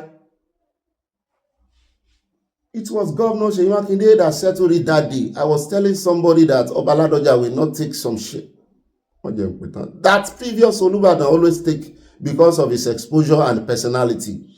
Me, either Baba Ládọjà wasn't paying attention to Ọba Wade or intentionally or unintentionally. My own is that what audacity do your people on SM have to challenge Baba Olúbàdàn Ládọjà? Every small thing you want to abuse everyone because of old or your empire story. I meant it's just a story that's not even complete without Ibadan. We are Ibadan. We are not raised. Ará Ìbàdàn lóko ilé ó ti fẹ́ mọ́ fi ó ti ń walẹ̀ sọ́dọ̀ ara rẹ̀. Ṣùgbọ́n tí mo fẹ́ fàyọ ń bẹ̀ náà ni pé ẹgbọ́n só lẹ́tọ̀ọ́ kí wọ́n pe ọba síbì kan kọ́ba mọ́ ráàyè lọ kó wá jẹ́ wípé representative ẹ̀ yóò rè jókòó sí mo fẹ́ kájọ wò ó toró gbé ọ̀pá àṣẹ dání àpèrè bẹ́ẹ̀ ó yẹ kí representative náà lè jókòó. Ọ̀rọ̀ ìwà ìdá sí o ẹ bá ń yẹ̀wò kò yé mi mọ́ ọmọdé lè mi mú ti lọ ọmọdé ní mi ẹ bá ń fojú àgbà yẹ̀wò kán rán ọba lọ́bì kan káwọn ọba yòókù náà sì wà ń bẹ́ẹ̀ ẹ sì mọ̀ pé já àgbà ti wà ń lẹ́tẹ̀lẹ́ lórí rotation chairman ní Ọ̀yọ́ Ìbàdàn the best lórí ọ̀rọ̀ ẹni wípé kán tètè dá Ọ̀yọ́ sí méjì kán yọ Ìbàdàn state lọ́tọ̀ kó ní kálukú wà ní jurisdiction ẹ̀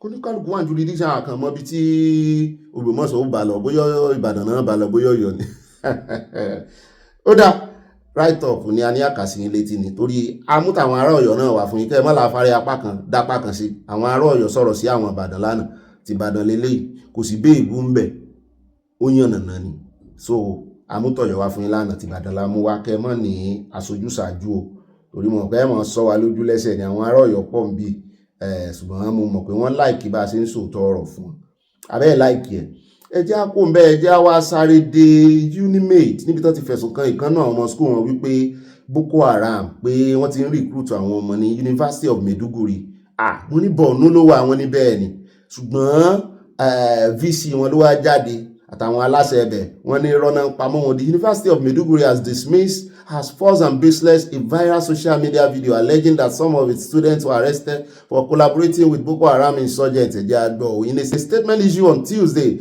the registrar of the university, Ahmad Lawan, described the claim as misleading and mischievous, stressing that no student of the institution has been found to have linked with Boko Haram or any other extremist group.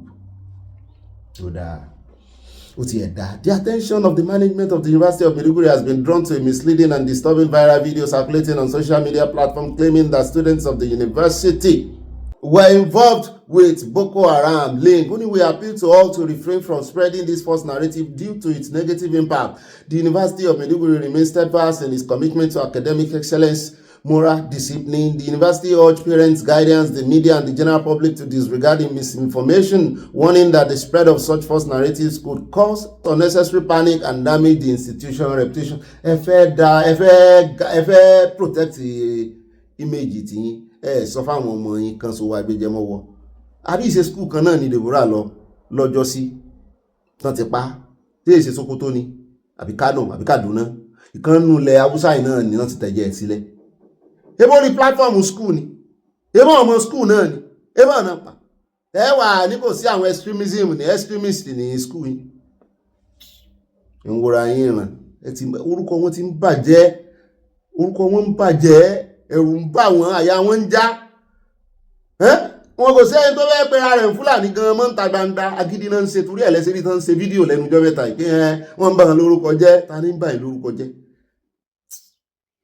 Ẹjẹ́ akóńbẹ́jàre ẹjẹ́ wá fi lé ìkáde Abala Sanawole ńlẹ̀ níbi tá a nílá ẹjẹ́ wá mélé mọ́ ká fi káde Abala Sanawole ńlẹ̀ ó sì ní láàánú gbajúmọ̀ olórin ẹ̀mí Bùnmi Akínàánú omijé ojú mi ń bèrè àánú rẹ̀ bàbá yeyeye o fojú rere wò mí Ọlọ́run mi wọn ló ti jọlọ́run ní pé gbajúmọ̀ olórin ẹ̀mí Bùnmi Akínàánú Adéoyè ti jáde láyé ọ̀kan lára àwọn tó súnmọ́ olóògbé ọ̀hún tipẹ́tipẹ́ Gbénga Samuel ló fi ìdí ìròyìn rẹ̀ múlẹ̀ fún àwọn oníròyìn gẹ́gẹ́ bí Samuel ṣe sọ nǹkan bí aago 10 alẹ́ ọjọ́ ìṣẹ́gun ló dákẹ́ sílé ìwòsàn kan nílùú Èkó ṣáájú ni obìnrin náà ti kọ́kọ́ dùbúlẹ̀ àìsàn fún ọjọ́ pípẹ́ tí àwọn akẹgbẹ́ rẹ̀ nídìí iṣẹ́ orin ẹ̀mí sì ń fi àdúrà ràn lọ́wọ́ ọ̀pọ̀ àwọn akẹgbẹ́ rẹ̀ olólùfẹ́ àti ọ̀rẹ́ rẹ̀ ló ti bẹ̀rẹ̀ sí ṣèdárò rẹ̀ lórí ẹ̀rọ ayélujára kọ́lọ́mù bá wa tẹ̀ sí afẹ́fẹ́ rere o. Nígbàjọ́ níbi rẹ̀ ó yá Bọ́lá ti tó onígbélé yìí ṣàṣemọ́ ọdún tó ń bọ̀ àjọ máa jí jó ọpẹ́ kò ní bá ẹ lọ síbi tún kò ní bá ẹ nílé ìwòsàn happy birthday to you Olúwabùnmi o happy birthday to you. Thank you, my uncle. Òun ìfọ̀ ní ìṣàṣemọ́ òun fìgbà ìṣàṣọdún òun ìfẹ́ kan ṣọdún ọba ní wàá ṣe gbogbo tọ́lọ́run ti ṣe òní gbèrè mọ́ òní gbèrè mọ́ ní òye ọdún tó ń bọ̀ nínú ayọ̀ nínú ìdùnnú nínú ọ̀la nínú àlà òní sí ìlú rẹ̀ fún èsì lọ́rọ̀ happy birthday. Thank you, my uncle. Jerusalem, ìlú mímọ́ ológo, ìlú tí Jésù pèsè tako fọwọ́ mọ́. Ó báwo ni ìbá ti dùn tó fún ìwọ àti èmi láti ní ìpín nílé náà.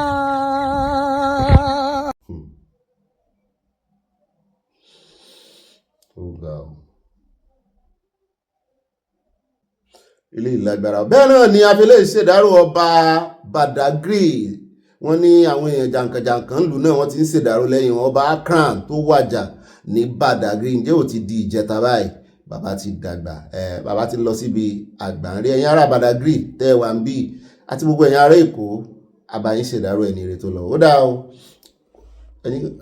ẹni ire lẹ́mbà ti lọ owó ẹmbà ti lọ náà ti dẹni ire ó dáa fúra àròrè bára wa ṣe ẹjẹ́ àsun síwájú sísun láyé gbà kà síwájú àyájọ́ adébẹ̀nú abalẹ̀ ẹ̀wọ̀n olólùfẹ́ wa abala comment section àròjọ mùsùlùkùn.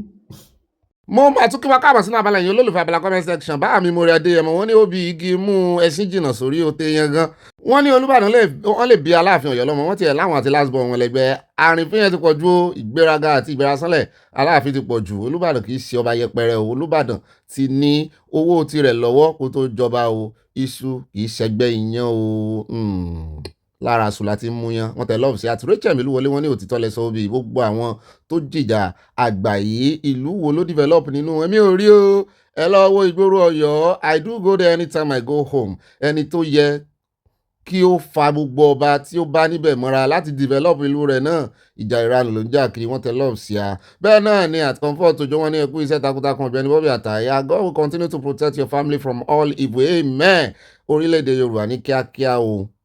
ìmí inú gbogbo àwọn tó ń gbèjà àwọn ọba wọn yìí wọ́n fowó development ìlú wọn ránṣẹ́ sí lérí o wọ́n sanwó develop wọ́n sínú ẹgbẹ́ ìlú wọn kankan gan bá ṣe ń wò wọ́n ń jàjà kìnìún àbíkẹ́ lọ jàjà development bí nǹkan ó ṣe ṣẹnu rẹ̀ lò. bẹ́ẹ̀ náà ni mọ́àmí mẹ́bẹ̀rẹ̀ agbọ́bọ̀lá wọn ní that man is saying the truth Nigeria is useless Gumi that was sent out of Saudi Arabia is working freely in Nigeria God bless USA God bless Yoruba nation from Indiana USA God bless you too. wọ́n mi fásitì Garba wọ́n ní ibà ìfẹsíwápọ̀ àtàǹbáṣẹ́dọ̀ àyà ọlọ́run àtúbọ̀ máa bá yín ṣe àmì ó yẹ kí wọ́n yọ immunity kúrò lórí gómìnà Katsina yẹn kí DSS pè é fún ìfọ̀rọ̀wánilẹ́nuwò pẹ̀lú ìgbésẹ̀ aláìníròònú tí ó gbé yẹn. àmọ́ ohun tí Minister of Defence máa ṣe ó ti lóun ò fọwọ́ sí àtàwọn aláàánú wọn àtàwọn adarúgúdù lẹ̀ ó ní gbogbo wọn pátápátá ní ìyàwó jẹ. bẹ́ẹ̀ náà ni at one law gaming wọ́n ní Chris Okafor is good for you princess ẹ fẹ́ ba ayé jẹ́ doris ò tí ì bọ̀ lọ́wọ́ rẹ̀.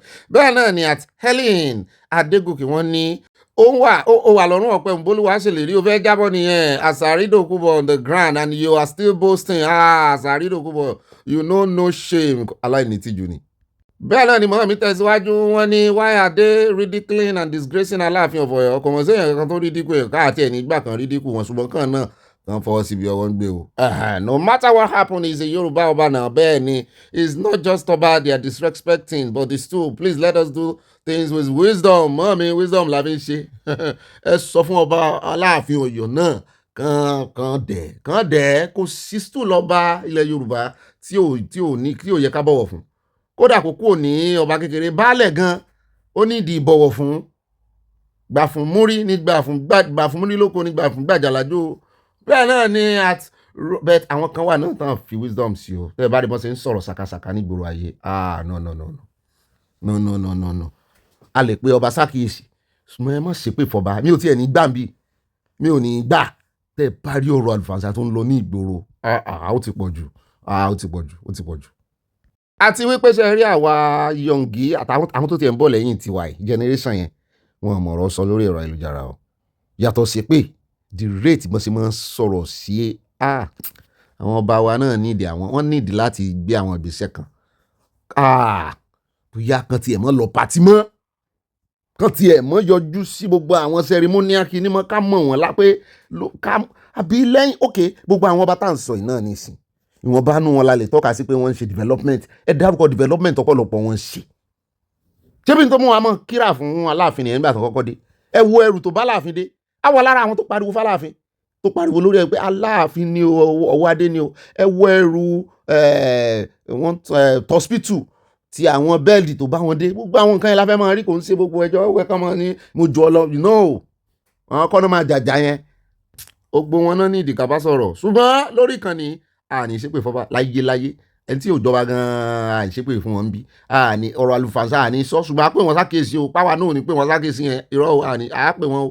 bẹ́ẹ̀ náà ni àti Roseline làwà wọ́n ní ẹ pé iṣẹ́ Ọ̀gbẹ́ni Bobby ọlọ́run kò sẹ́rẹ̀ princess ò mọ nǹkan tó ń ṣe ni o torí kò sí ọkùnrin tó máa jẹ́ kó gbé òun sẹ́wọ̀n no man wants to go to jail as she sent Baba Ìjẹ̀ṣà to jail àfihàn o wàhálà yẹn náà wà á ní nǹkan o táwọn èèyàn tó fi ń stigmatize ẹ̀ báyìí o. bẹ́ẹ̀ náà ni ẹja wa lọ tààràtàrà sí ọ̀dọ̀ Adébánjọ ọlọ́kọ̀ yìí wọ́n ní thank you Ọ̀gbẹ́ni Bobby bá mi àìdúpẹ́ ara ẹni o ó sì ṣe mọ́ mi náà ni àìdúpẹ́ ara ẹni ẹja dúpẹ́ lọ́wọ́ Ọlọ́run ẹ̀ṣẹ̀ ṣe àwọn obìnrin wọn morúkọ yẹn pè dáadáa. àtọmọtayọ kínú sí wọn ní òbí bíi ti Ghana ní 90% àwọn ọlọ́jẹ̀ ìlú Nàìjíríà wọn yìí kò sí ọmọ Nàìjíríà ní àǹfààní kankan ṣùgbọ́n aláìnílàákàyè ọmọ ìlú tí ń gbárùkù tí wọ́n fún ìdìbò 2027 àwọn èèyàn mọ̀ nírònú mọ́ọ̀mí Bridget Ògúntọ̀nà wọ́n ní orúkọ ọmọ bíi ti báwo ẹlẹ́yàbọ̀ bí o oṣù kẹta ni oyún yìí wà náà ìyáálé yín ń bá yín kà ó ń bá yín koyún o àìmọ̀ ọkọ ọmọ fọlọ́mọ mọ́ọ̀mí Bridget àìsí ìkoyún náà fò lóyún àti ìmọ̀ bóyá òbí ló lóyún DNA ní sòsì ó tiẹ̀ da tí ẹlẹ́yà bá sì lọ bí mẹ́jọ torí ikùn ẹlẹ́yà tí mò ń wò yìí nǹkan kẹsẹ̀ ràgó àlè tọ́ọ̀pù ẹ̀ gan ẹni style wo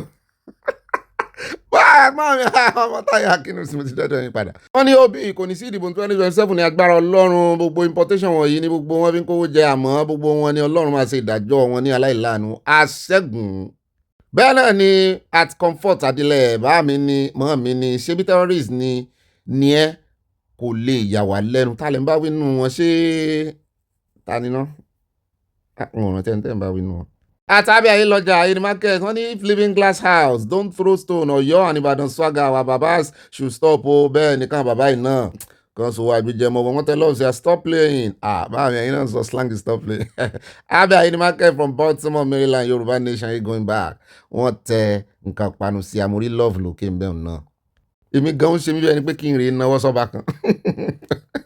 At Amazing Grace ẹjọ ọba wo ni kí n lọ náwó sí ẹ má dárúkọ olúwo ẹ mọ ní bàbá mi fi hàn wọn seriously this young musician needs help. Pastors of churches etí yín mélòó wọn lẹni gbókò àparò yóò gbé apọn o bí wọn ló màmá sójà gbà mọ mi yọ yìí ẹyin.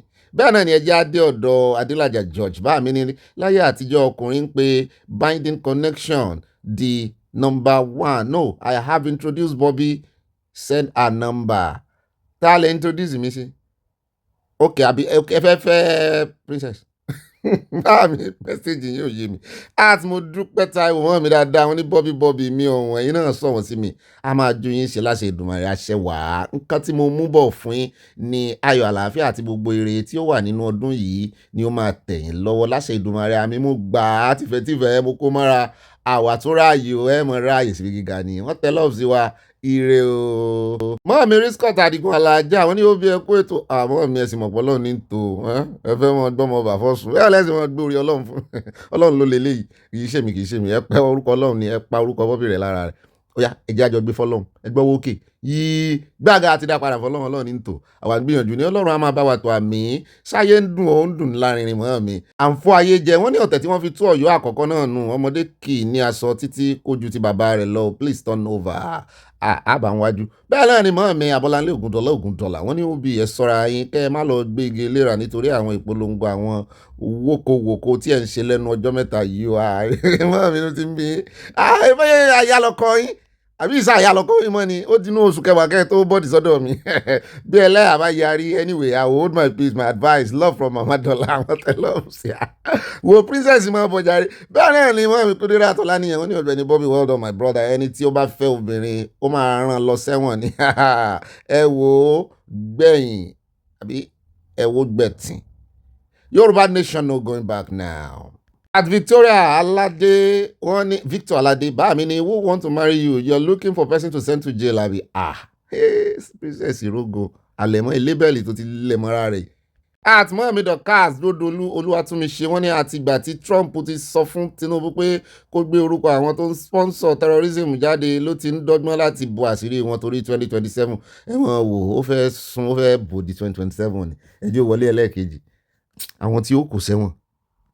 At Mami wọ́n ní àyà Malami ti tẹ ojú ilẹ̀ mọ́lẹ̀ bẹ́ẹ̀ ni Malami ti agbára lò Malami ti ṣe àwọn tó láyé o Malami kò ní bọ́ nínú wàhálà àṣẹ in fact àfàìmọ̀ kí Malami má lọ darapọ̀ mọ́ Calista Ifedi láìpẹ́ ọjọ́ HDM Kundus o bẹ́ẹ̀ ni ó lè gbàbẹ̀ lọ. bẹ́ẹ̀ náà ni mọ́mí Riscot Adigun àti DP please turn over wọ́n ní ọ̀tẹ̀ kì í jẹ́ kí ìlú tẹ̀síwájú. lọ́yọ́ ò fi jù bẹ́ẹ̀ yẹn lọ àìfàgbàfà fẹ́nìkan tí kì í bá ṣe orí àpèrè Àkọ́bí Olúbàdàn kì í ṣe ẹgbẹ́ Aláàfin ní everything. mọ́mí ẹ mọ́ fi sí ọ̀sì ọba mọ̀ ni ẹ mọ́ jà fi sí ọ̀sì ẹ mọ́ bínú n ò tó gé ọ̀rọ̀ yín o kódà ẹ tá a bá fi sí ọ̀sì èmi lè ń báwí o ṣé ká gbà bẹ́ẹ̀ sí Ọ̀gbẹ́ni Bobby. wọ́n kọ́ salam tó yẹ yín mọ́ mi wọ́n fi ọ̀gẹ̀dẹ̀ ránṣẹ́ sí ayé yẹn wọ́n jẹ́ aṣọ sí ọ̀wọ́ wa torí orí àpèrè. bẹ́ẹ̀ náà ni ẹjẹ́ wa lọ tààràtàrà sí ọ̀dọ̀ mọ́mí Esther wọ́n ní ex governor Ole that collected $15,000 live on camera owó tèmi rí tó gbà lórí kámẹ́rà yóò ju 15,000 lọ. Bẹ́ẹ̀ náà ni at Miami wọ́n ní àwọn olórí òkè ọya recycled bandit. It's an orbital and circular business project. Bandits captured, detained, repented and released. Abẹ́ẹ̀rí ó fẹ́ jọ láyípo létí mi Ìbàdàn ló mọ̀ ọmọ láyípo ọ̀sàmọ̀ yìí náà ni merry-go-rounding ọ̀tún wa pọ́n ọ̀dọ̀ wọn náà tún padà sí wọ́n á tún padà sínú ibi wọn. Bẹ́ẹ̀ náà ni Atolúwaṣeun Ògúndélé wọ́n ní Ọ̀gbẹ́ni Bobby ẹ̀kú kó lè dá o àmọ̀ràn mi fún àwọn ọmọ Ọ̀yọ́ kí wọ́n fi yín ṣe àwòkọ́ṣe ṣé mi àkílódé ká sọ bẹ́ẹ̀ kò sí ọba tí kò lè ṣe mistake wọn kì í ṣe Ọlọ́run Olúbàdàn kì í ṣe ẹgbẹ́ ọlọ́yọ̀. Bẹ́ẹ̀ náà ni mọ́mí ọ̀ dá fún yín ẹ jáde ọ̀dọ̀ bá mi orí ìsòrí ọ̀la wọn ní àyà mo fi Ọlọ́run bẹ̀ ọ́ bá mi sọ fún obì kó má jẹ́ kí princess wá sí Paris wá ó torí kó lè wà bí ẹlẹ́hà o kó má lọ darí àwa bàbá nù o orí ọ̀la oris from Dallas Texas ẹrú princess báyìí mo ti mọ òjò tó jẹ princess ní mọ̀ fi dẹ́rù báyìí ẹ jáde ọ̀dọ̀ mọ́ mi tó iná rìn wọ́n ní Ọ̀gbẹ́ni Bobby ẹ jọ̀wọ́ ẹ fẹ́ princess lé ẹlẹ́hà ẹ má jẹ́ ẹlẹ́hà gbọ́ o. Mọ́ mi ẹlẹ́hà ìyàwó mi dáadáa ẹ̀mí ọ̀gá wọ́n ní wà ó orí mi wo I can't love you less ọkọ mi adé mi olówó orí ẹlẹ́hà ẹ̀mí ọ̀gá gbádùn orin yẹn ok mo appreciate ẹ̀ sà yóò dáa fún yín mọ̀ sẹ́rí yàn tẹ́lẹ̀ á pàdé lọ́jọ́ kan ẹ wọ́n rí very soon. Bẹ́ẹ̀ ni ẹja dé ọ̀dọ̀ bá mo lérò pé dádì ò mọ bínú bá a ṣe ń ṣeré yìí o ẹja dọ́dọ̀ mọ́ mi Stella Odili wọ́n ní Ọ̀gbẹ́ni Bobby Sanni Adé sọ wípé àìbẹ̀rù àgbà ní ọjà ayógun ẹlẹ́gbẹ́ mo ní mo bẹ̀rù àgbà ń bọ̀ wá kan mi ò bó fẹ́ ẹ̀sán aké lórí mo ti ń kọrin lọ́ntẹ̀ mi o mo rí lọ́ọ̀ tẹ̀tẹ̀ sí a ṣùgbọ́n kan wà nú ẹ̀ tó jẹ́ broken heart o ẹ̀yọ́ kò ń bẹ́ ọ mọ́ mi bá mi Akínyẹmí ò ní wọ́n ní ẹ̀lú ọkọ̀ ẹlẹ́hà fẹ́ lẹ́hà mọ́ ẹ tún pè mí lọ́kọ̀ ẹlẹ́hà ẹ bá mi sọ fún Aláàfin àṣejù ẹ ti pọ̀ jù wọ́n ń gbé èèyàn ga ni èèyàn kì í gbéra rẹ̀ ga àwọn bàbá wa náà ń sọ̀rọ̀ yìí o ẹ kú ilé jàre gbogbo ilé Akínyẹmí ò ní from US yín o nítorí pé àwọn òun lọ bá àìmọye àgbàlagbà tó wà lórílẹ̀ tó yẹ kó nǹkan bí ò tiẹ̀ ní tẹ̀ fún bí ò ní ṣe ó ní bí ó ṣe kí àgbàlagbà ó ní bọ́ bá ṣe mọ́ kí àgbàlagbà ó ṣe mọ̀. Bẹ́ẹ̀ náà ni mọ́ mi tó iná rìn wọ́n ní ẹ̀yin ọkùnrin tí ẹ kù nígboro gan agbẹnutan ẹnu mi sì àgbàdo agbẹnutan kí ni ìtumọ̀ agbẹnutan ẹ̀fẹ̀ sọ̀rọ̀ ọkùnrin pọ̀ nígboro ayé o. Mọ́ mi ìyá àfin Fálàyé wọ́n ní obì pa ṣàkó fura pa ń ṣáájú àjà òfurá àjà dín àràbá Yorùbá ẹ túnra mú o kí odò má bàa àgbáríre o àrèrè wa o ẹ̀yin àgbààgbà Yorùbá ẹ jí ẹ má sùn o Oòduà nation mo gbé àwọn tẹ lọ́ọ̀sì à.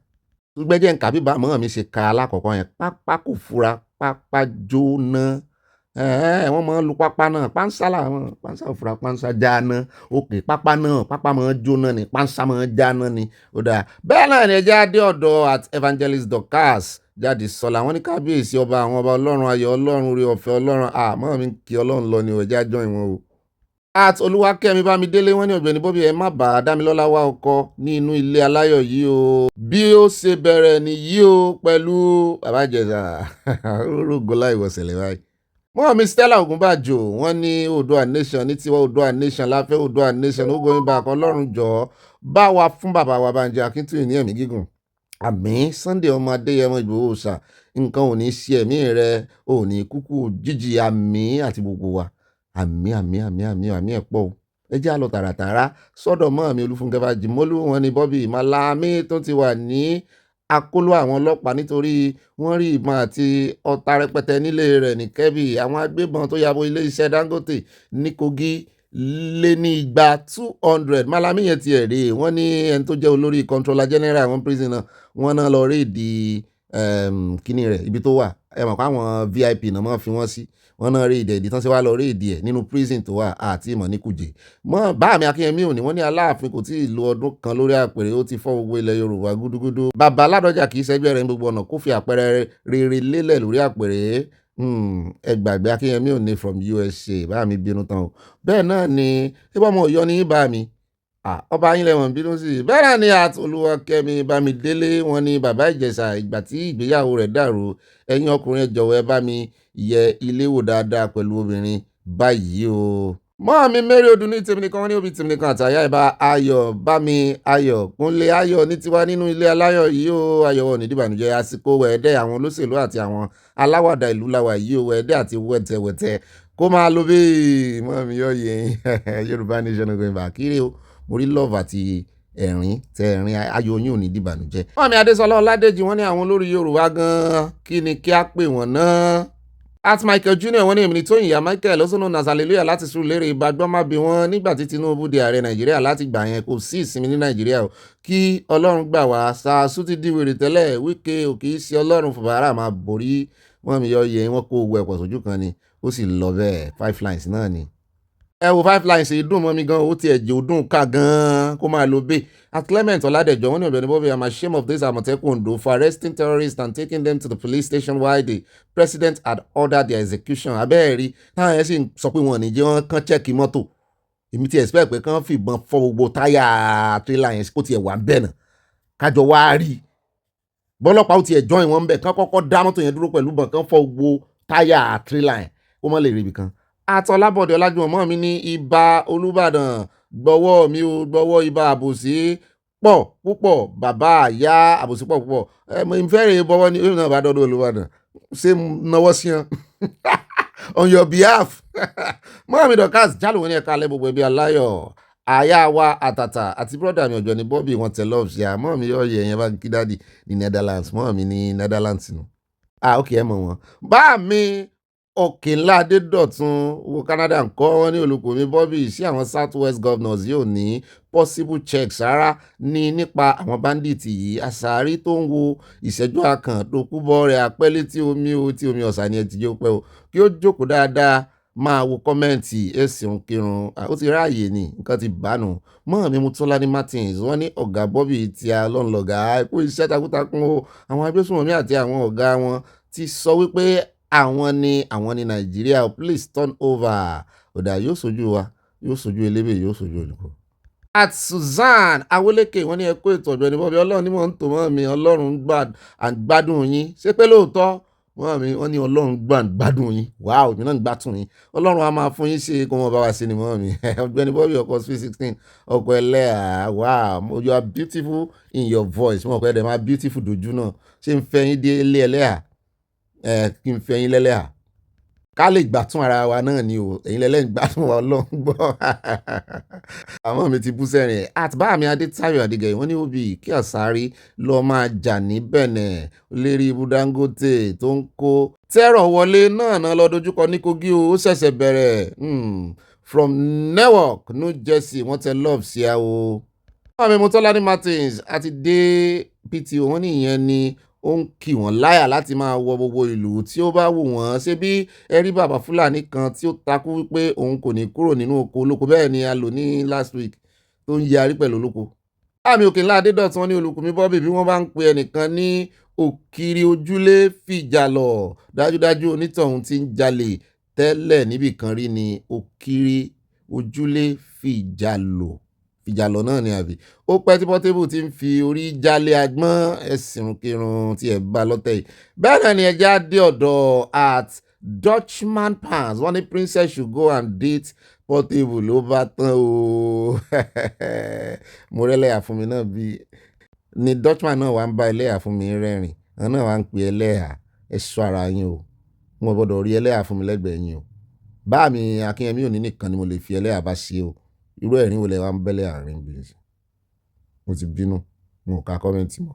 bẹ́ẹ̀ náà ni at Ọláyínká Rukayat mọ́ mi ní ẹ̀ka alẹ́ gbogbo àwọn ẹbí òbí ẹkú iṣẹ́ takuntakun wàhálà wa kò ní í já sásán láṣẹ Èdùmàrè àmì o ẹbí aláyọ̀ wọn kì í yẹn ò ṣe é rí ọ̀rọ̀ Portable kì í ṣe ẹjọ́ rẹ̀ òun náà kọjáre Elédùmarè máa gbà wá lọ́wọ́ àwọn ọ̀dàlẹ̀ lórí ọ̀rọ̀ orílẹ̀-èdè Yorùbá láìpẹ́ láìjìnà àmì ẹ̀sìn wọn àmì Ọláyínká Rukayat. bẹ́ẹ̀ náà ni at Olúṣọlá Adébáyọ̀ mọ́ mi wọ́n ní ọkọ̀ Àmọ̀tẹ́kùn yìí kò tó náà ó yẹ kí ọkọ̀ náà tó bíi 5 pẹ̀lú ọ̀pọ̀lọpọ̀ àwọn tó di ìhámọ́ra yàmọ́ra kí náà fẹ́ dì láti dojú ìjà kọ àwọn bandits pẹ̀lú double barrel wọn tán gbé dání.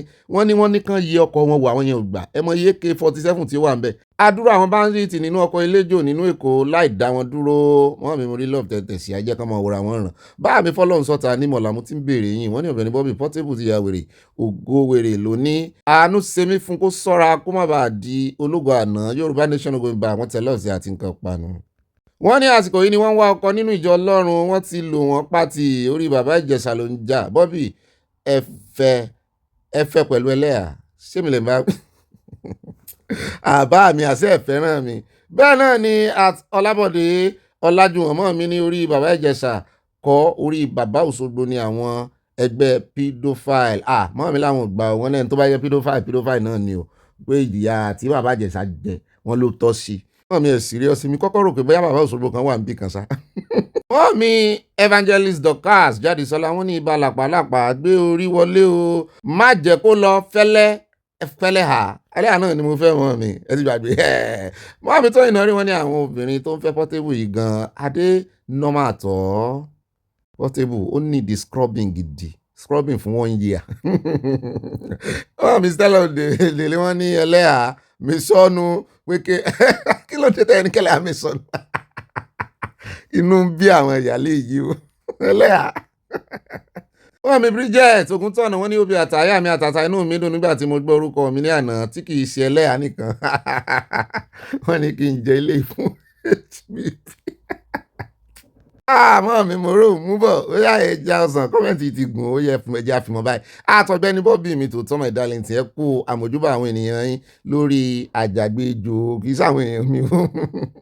Àbẹ́rẹ́ ìbọn ṣe ń kó wọn wọlé bá a ṣe ń pariwo tó yìí náà wọ́n sì ń dáná yá wọn ní north táwọn ológun pa wọ́n a sì ń wòran. Mọ́mí Lújẹ̀ṣà mọ́mí oyè níyà wọ́n ní Ọ̀gbẹ́ni Bobby rẹ̀ ibà ayọ̀ ní o ibà kà síwájú ẹni tí ó bá fẹ́ lọ sí ẹ̀wọ̀n ni kó fẹ́ princess o Nàìjíríà láti rí pé ààyè gba pànìyàn ẹlẹ́yà please don't accept ọkọ wa tóun with princess o from Texas Oòduà Nation no going back ṣùgbọ́n ẹjẹ́ sọ̀rọ̀ síbi tọ́rọ̀ wa o. Tó bá yẹ pé lóòótọ́ ni bàbá Ìjẹ̀ṣà ṣe ẹ̀ṣẹ̀ yẹn pedophile mọ̀ sí nǹkan kékeré ó yẹ ká mọ̀ gbóríyìn fún princess yẹn o ó ti ẹ̀yẹ kárí ẹni tí ó fẹ́ pápápá. Bẹ́ẹ̀ náà ni Ọlọ́ládé Adéyẹmọ bá mi ní Ọ̀gbẹ́ni Bobby so Wike sì fẹ́ kí Fubara máa worship òun ni ó gbà kí interim government jọba lé Fubara lórí fún oṣù 6 ó máa ṣẹ̀sìn gbẹ̀yìn ní àmì.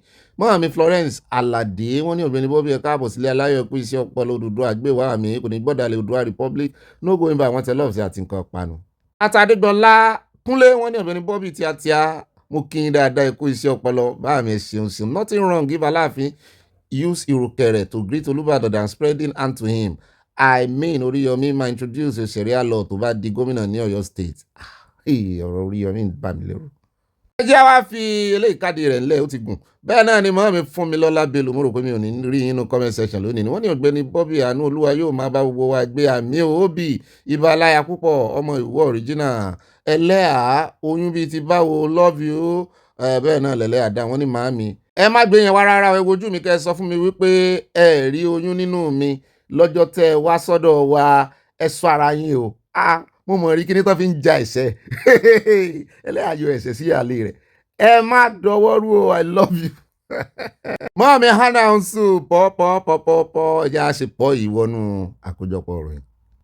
Ó dá àwọn ẹ̀ka àbọ̀ padà mo ti ń dóde yìí bí yẹn ìránṣẹ́ jẹ́ ìgbín aláta kan tó ń bí ni mo mú Schweppes ni mo mú ọlọ ó yẹ wá nǹkan jókòó lé bẹ́ẹ̀ náà ni kẹ́ wá nǹkan tẹ́yìn náà fi sọ̀rọ̀ àjìjà kí wọ́n á mọ gbé yín débẹ̀ kẹ́ ẹ mọ́ pè mí ní àdáni kan jẹ àdáni kan mu ó yá ẹ gbá nǹkan tẹ́yìn wọ́n sọ̀rọ̀ àjìjà àròjọ́ mùsùlùmí bọ́ bá dilẹ̀ bá pín bọ́ bá dénú yín bẹ́ẹ̀ náà ni kọ́mẹ́ǹtì yín 5 lines mo dúpẹ́ lọ́wọ́ yín o gbogbo àlàǹkọ̀ǹkọ̀ 5 lines mi ti ẹ̀rí kọ́mẹ́ǹtì kankan tó ju 5 lines lọ èyí tó jù lọ ojú mi ò rí. Ó dá wa alákọ̀ọ́kọ́ nu àkójọpọ̀ ròyìn lónìí wo bí ta ti mẹ́nu ẹ̀já àkọ́kọ́ yà lẹ́kọ̀ọ́ níbi ta ti ń gbọ́ tán ní federal government wọ́n ní wọ́n ti unveil refinery fún gold. Bẹ́ẹ̀ náà ni mo rí èèyàn kan tó múra bí àwọn ará Saudi àwọn alálàájì mo ní sàn náà fẹ́ bá ṣe pọ̀ ni wọ́n ní kì í ṣe gold nìkan wọ́n ní lithium plant gan wọ́n náà fẹ́ launch a $600 million project mo ní wow. Saudi Arabia Minister of Industry and Mineral Resources ni mo ń wo Ibrahim Al-Kurey Minister of Solid Mineral Development Dr. Dele Alake náà já wa sí o wọ́n ní the federal government wọ́n ti kéde bíbẹ̀rẹ̀ iṣẹ́ high purity gold refinery plant wọ́n máa ń refine gold ní ta ni ò mọ̀ tẹ́lẹ̀ gbọ́ ni wọ́n ní tí ò bá tí ìwọ̀nú ná ìyẹn tí góòlù ò bá tí ìwọ̀nú ná kó lè rẹwà wọ́n máa ń yọ ìdọ̀tí náà kúrò lára góòlù wọ́n máa ń refine ẹ̀ nígbà jẹ́ pòkúta ni òkúta olówó iyebíye òkúta tó níye lórí ni góòlù inú ilẹ̀ náà ti ń rí ọlọ́mọ ṣẹ̀dá gbogbo nǹkan yìí inú ilẹ̀ ló fi pamọ́ sí lithium inú ilẹ̀ ni epo rọ̀bì inú ilẹ̀ ni ilẹ̀ yìí ó náà ló bù tó sọ̀rọ̀ sí lọ́jọ́ sí tó fi mọ èèyàn inú ilẹ̀ náà lẹ́yìn ó tún padà sí ilẹ̀ ọ̀gẹ̀rẹ̀ àfọ̀pọ̀yẹ̀rì gbogbo nǹkan tá à ń jẹ náà inú ilẹ̀ ló ti wá àwọn tá à ń jẹ náà nǹkan ó ga ó ilẹ̀ ó dá. Wọ́n ní the Minister of Solid Minerals Development Dele Alake disclosed this on Tuesday, saying the project marked tangible outcomes of the government's value addition policy in the mining sectors and were repositioning Nigeria as Africa's leading minerals hub and a strategic global partner in critical minerals for the green energy. Wọ́n láwọn kan fẹ́ mọ́ tarọ́ gold síta mọ́ ní sáwọn ará zamfara ó gbà fún yín. Ṣé bòmí ìwà tán tún ti ní gold ní Nàìjíríà tán ti wà gold? Àwọn ará Oǹdó ni wọ́n ní gold lọ́dọ̀ àwọn o sọ ti ń wà ní ọ̀dà ìjà wo wọ́n sì fẹ́ sọ̀rọ̀ refinery o. Wọ́n ní according to Alake, the operational Lagos refinery and the forthcoming lithium processing facility underscore the federal government's determination to move Nigeria away from the export of raw minerals to in-country processing and beneficiary. Àná fẹ́ mọ̀ sí góòlù ń bí ẹ wá wo tán fi góòlù dá lára ń bí. Ìmí ò tí ẹ̀mọ̀ kan tó máa ń kọ kíní kan sára góòlù ẹ̀wọ̀n pé bẹ́ẹ̀ yàn bá ara góòlù tẹ́lẹ̀ àwa ẹ̀rà. Àmì wọn kan máa ń kọ signature kan sí tí wọ́n fi lẹ́ǹsì ńlá láwò báyìí láti mọ góòlù gangan. Nigeria's value additional policy is already yielding tangible results with a gold refinery plant of very high purity now operational. Wọ́n ti bẹ̀rẹ̀ ní Èkó 3 additional gold refineries at various stages of development and a $600 million lithium processing plant in Nasarawa State ready for commissioning. He noted that Nigeria was eager to strengthen its partnership with Saudi Arabia by leveraging areas of comparative advantage, particularly in capacity building, training of mining professionals, technology transfer and exploration. Saudi sì ṣe dáadáa ń bẹ̀ arantan sorry orílẹ̀-èdè mùsùlùmí ni. Ẹ wo gbèsè gidi tán ń gbé. A mọ̀ wọ́n pé wọ́n ń ta góòlù gidi ń bẹ àwọn èèyàn lọ bẹ̀ lọ ra góòlù. Ẹ wá wo partnership tán ṣe kiri. Kàkà bẹ́ẹ̀ ṣe a lè bá Saudi ní di terrorism ṣàbí extremism yóò mọ níwọ̀n tán bá ti yẹ ni. Kò dàbí àwọn Iran, àwọn Pakistan, àwọn Palestine, àwọn yẹn wọ́n mọ̀ jogun lọ ogun àtọ̀tẹ̀ wọ́n mọ̀ jùlọ. Ẹ wo Saudi nìsí. Mo fẹ́ mọ̀ wò pé ṣé Mùsùlùmí tán practice in Saudi kò dàbí eléyìí táwọn ti Nàìjíríà wá ń practice o. Saudi náà sì máa ń lọ rí ìsọ̀kòlù àṣetánì. Ẹ sì fi ìlú Saudi kẹ́kọ̀ọ́ ẹ bẹ́ kó lọ lórí ọ̀rọ̀ àwọn Iran, Palestine, Pakistan ẹ fi ti Saudi kẹ́kọ̀ọ́ bíbẹ̀ ni Muhammad. Ó dá asádùpẹ́ lọ́wọ́ Saudi ẹ já kó ń bẹ́ẹ̀ já wọnú ìròyìn lọ ní sòsì ẹ jẹ́ á lọ sọ̀rọ̀ bàbá Fálànà bí tá a ti ń gbọ́ tán ní ilé ẹjọ́ ti dá wọn láre. Wọ́n ní kí àjọ mẹ́ta ló ní Facebook àwọn náà ní WhatsApp kì í ṣe Facebook nìkan wọ́n ní kán rè san $25,000. Mo lówó ní òkò kéré o káwọn aráàlú òyìnbó tó tújọ ẹlòmíì ò lọ́dún méjì ní ẹ̀ ọdún mẹ́ta gan $25,000 ni mo mọ̀ sọ $25,000 láti ìṣepá ní san owó bíìlì ọdún 5 gan ẹlòmíì sì wà ń di ẹ̀ ó depend lórí iṣẹ́. Falana had instituted the suit through his counsel, Mr. Olumide Babalola, following the circulation of offensive publication of Facebook. In his judgment, Justice Kilo Ṣẹlẹ̀ gangan jẹ́ àkọ́kọ́ gbọ́n tán ṣe. Wọ́n ní Lagos State High Court sitting at Tafa Balewa Square has awarded the sum of $25,000 in damages in favor of human rights lawyer Mr. Femi Falana San against Meta Platforms Incorporation for publishing on Facebook a false video reporting that he was suffering from a terminal illness. Mo ti tọ́ ni àwọn kan ṣe commercial kan promotion video kìíní wọ́n wá lo picture bàbá Early in 2025, a video was published on Facebook displaying that Falana was suffering from a terminal illness, which prompted the suit. Delivering judgment on Tuesday, Justice Olalekan Oresanya held that Meta breached Section 24 of the Nigerian Data Protection Act by processing personal data that was inaccurate, harmful, lacking lawful basis, and unfair to claimants. Ẹ sì mọ̀ pé ayé AI ní ìsìn wọ́n ti ẹ̀mọ̀ ń gbé òfin tuntun bọ̀ ní AI. Ẹ ń bá lo picture anybody tó ní í ṣe pẹ̀lú ìhòòhò tàbí explicit wọ́n ní yóò jẹyàn rẹ̀ ń ṣu kí wá sẹ́ni ẹnìkan platform tó ti lò náà. Wọ́n ní in his judgment, Justice Oresanya made a number of significant pronouncements on the responsibility of digital platforms. He heard that a global technology company such as Meta, which hosts pages for commercial benefit, owes a duty to care to persons affected by content disseminated on its platform. The court rejected Meta's contention that it was merely a hosting platform or intermediary, holding that where a platform monetizes content and the harm from misinformation is reasonably foreseeable, it cannot escape liability. Wọ́n níbi tó ti mú wọn gangan rẹ̀ wípé àwọn tí wọ́n gbé kíní yẹn jáde wọ́n fi ń pawó ni. Kí ló wá ṣẹ̀yìn tẹ́ ń provide platform fún wọn tẹ́ ẹ̀ lè yẹ̀wò dáadáa. Wọ́n sá ti ní kán rè fún bàbá Fẹ́mi Fálànà ní $25,000. Owó ló bá dé wá dé Nàìjíríà ìlú ló bá dé bẹ́ẹ̀ náà. Ẹ jẹ́ bá wọn calculate ẹ̀. Ẹ jẹ́ asún síwájú sísun láyé bá ẹ jẹ́ lọ sọ́wọ́ níbi tá a ti gbọ́ wípé wọ́n kó àwọn tí wọ́n pa àwọn èèyàn wọn lọ sílé ẹjọ́. Wọ́n lọ mójú ajé kó nísọ̀ pẹ̀lú àwọn ọ̀daràn tó pa wọ́n lọ́jọ́ sí ní Ọ̀wọ̀ nínú ṣọ́ọ̀ṣì Catholic tán ti pa wọ́n tán ta ìjà àwọn èèyàn lẹ̀ wọ́n náà dá wọn mọ̀ bí ẹni mo wò. Wọ́n ní 2 more prosecution witnesses on Tuesday gave vivid and harrowing account of June 5, 2022 terror attack on St. Francis Catholic Church ní Ọ̀wọ̀ as Federal High Court ní Abuja admitted additional exhibit from the Department of State àwọn ọ̀tẹlẹ̀múyẹ́ DSS. The DSS is prosecuting 5 suspects: Idris Omeza, 25 years, Al-Kazim Idris, 20 years, Jamiu Abdul Malik, 26 years, Abdul Alim Idris, 25 years, àti Muhammad Abubakar, 47 years, on amended 9 counts bordering on terrorism. All the defendants have pleaded not guilty. Wọ́n láwọn ò guilty. Wọ́n ní lọ́jọ́ Tuesday yìí nígbà tí wọ́n ń gbọ́ ẹjọ́ wọn, wọ́n ní wọ́n mú arákùnrin kan wá tó wá witness lòdì sí wọn. Wọ́n ní wọ́n porúkọ rẹ̀ ní SSB. Wọ́n ló recant. Wọ́n kàn pé lórúkọ yẹn ni o torí wọ́n fẹ́ dárúkọ rẹ̀. Wọ́n ní ó sọ gbogbo bí ọ̀rọ̀ yẹn ṣe ṣẹlẹ̀, ó sì sọ àwọn tó dámọ̀ nù wọn. Under cross examination by DSS counsel Adedayo Adedipe San, only the witness said the government forced their way into the church through a secondary entrance after worshippers tried to secure the main door. In a matter of seconds, I saw one man tó gbé mọ́ dání, ó ní ó wo inú church sòsì báyìí, ó sì pé àwọn yòókù lẹ́yìn rẹ̀ pé ẹ wọ́n bọ̀ ẹ yálù wọ́n.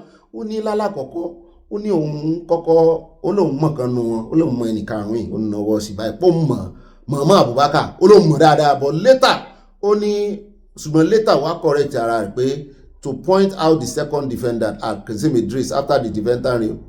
Wọ́n ní ṣùgbọ́n nígbà tó wá wò rèrè ó ní àkójọ tó mọ òun kọ́ o ló bá sọ fún kan nù wọn àwọn ọ̀daràn yìí pé kó yọ máàsì kúrò lójú. Kí ló ń ṣe COVID wà ń ta ni gẹ́lẹ́ tó yọ máàsì kò tiẹ̀ tí shift máàsì ẹ̀ sí lẹ́tàn tí witness yẹn fi sọ pé ẹni tóun sọ̀rí òun mọ̀. Kí ló kọ rẹ̀? Al-Kazim Idris ló kọ rẹ̀ o, ó lóun mọ̀ dáadáa pé the 4th defendant ni, ó lóun gangan ló gbé báàgì dání when the attackers were preparing to leave. Lóun ló gbé báàgì dání. He described hearing multiple explosions while the assailant tán bẹ̀rẹ̀ sí yìnbọn anyhow. Wọ́n dojú ìbọn kọ àwọn táwọn wá sin Ọlọ́run ni. Ó ní òun dojú bólẹ̀ nínú ìbẹ̀rù. Ó ní lẹ́yìn ìgbà tí àwọn wèrè yìí lọ tán, ó ní òun rí àwọn èèyàn méjì tán ti kú sí ìta ṣọ́ọ̀ṣì. Ó lóun sì rí àwọn tó lé ní 40 tí wọ́n pa nínú ṣọ́ọ̀ṣì gangan. Nínú ṣọ́ọ̀ṣì náà ti pa àyànjọ. Ààrẹ jẹ̀nà abátiyá sáré gbàgbé ni. Ẹnìkan wà tí bàbá rẹ̀ ti kú, àwọn ọmọ méjì kan wà tán ṣe interview fún tí bàbá wọn ti kú, tí àwọn kó wọn lọ ṣọ́ọ̀ṣì lọ́jọ́ inú ṣọ́ọ̀ṣì náà pààyà wọn sí. Àti ẹ̀dúró àwọn ọmọ yẹn mọ́ láti gbà àwọn wẹ́yà ìpínlẹ̀ Ondo bóyá ń tẹ́kẹ̀ àwọn. Wọ́n mẹ́rin second witness wa àwọn lòun náà arábìnrin lélẹ́yìí. Wọ́n ló ní Ọlọ́run ló kò ń yọ wípé ṣùgbọ́n wọ́n yìnbọn lòun lẹ́sẹ̀, ó fẹsẹ̀ rẹ̀ hàn wọ́n sì bá ojú ọgbẹ́ ẹ̀bọ̀n bẹ̀. Permanent sọ ni. She recalled the terrifying moment nígbà tí ìkànnú àwọn tó gbé mọ́ dání yìí. Wọ́n ní ó yin ìbọn bí ìgbà tó jẹ́ wípé àdó olóró ló dún ní òun mọ̀rú ìbọn tó gbé dání lẹ́gbẹ̀ẹ́ òun gangan ó ló sì wà ń béèrè lọ́wọ́ òun, do you know why we are here doing this? Ó ló béèrè pé yóò mọ̀ ní tán ṣe wá. She also recounted seeing the body of her 2-year-old cousin whose mother could not identify her at the hospital due to several injuries and dust from the explosion. Ó fi ẹsẹ̀ rẹ̀ tán ti operate, ó fi hàn lé ẹjọ́. Ọjọ́ burúkú èṣùgbọ́n ni. Ó lóun ti ṣe surgery lẹ́ẹ̀mẹrin. Ó ní irin sì wà nú ẹsẹ̀ wọn. Both witnesses confirmed they had made statement to the DSS at his Akure office. Kan tó wá o, their extrajudicial statements were formally admitted into evidences as Exhibit B and C without objection from the defence.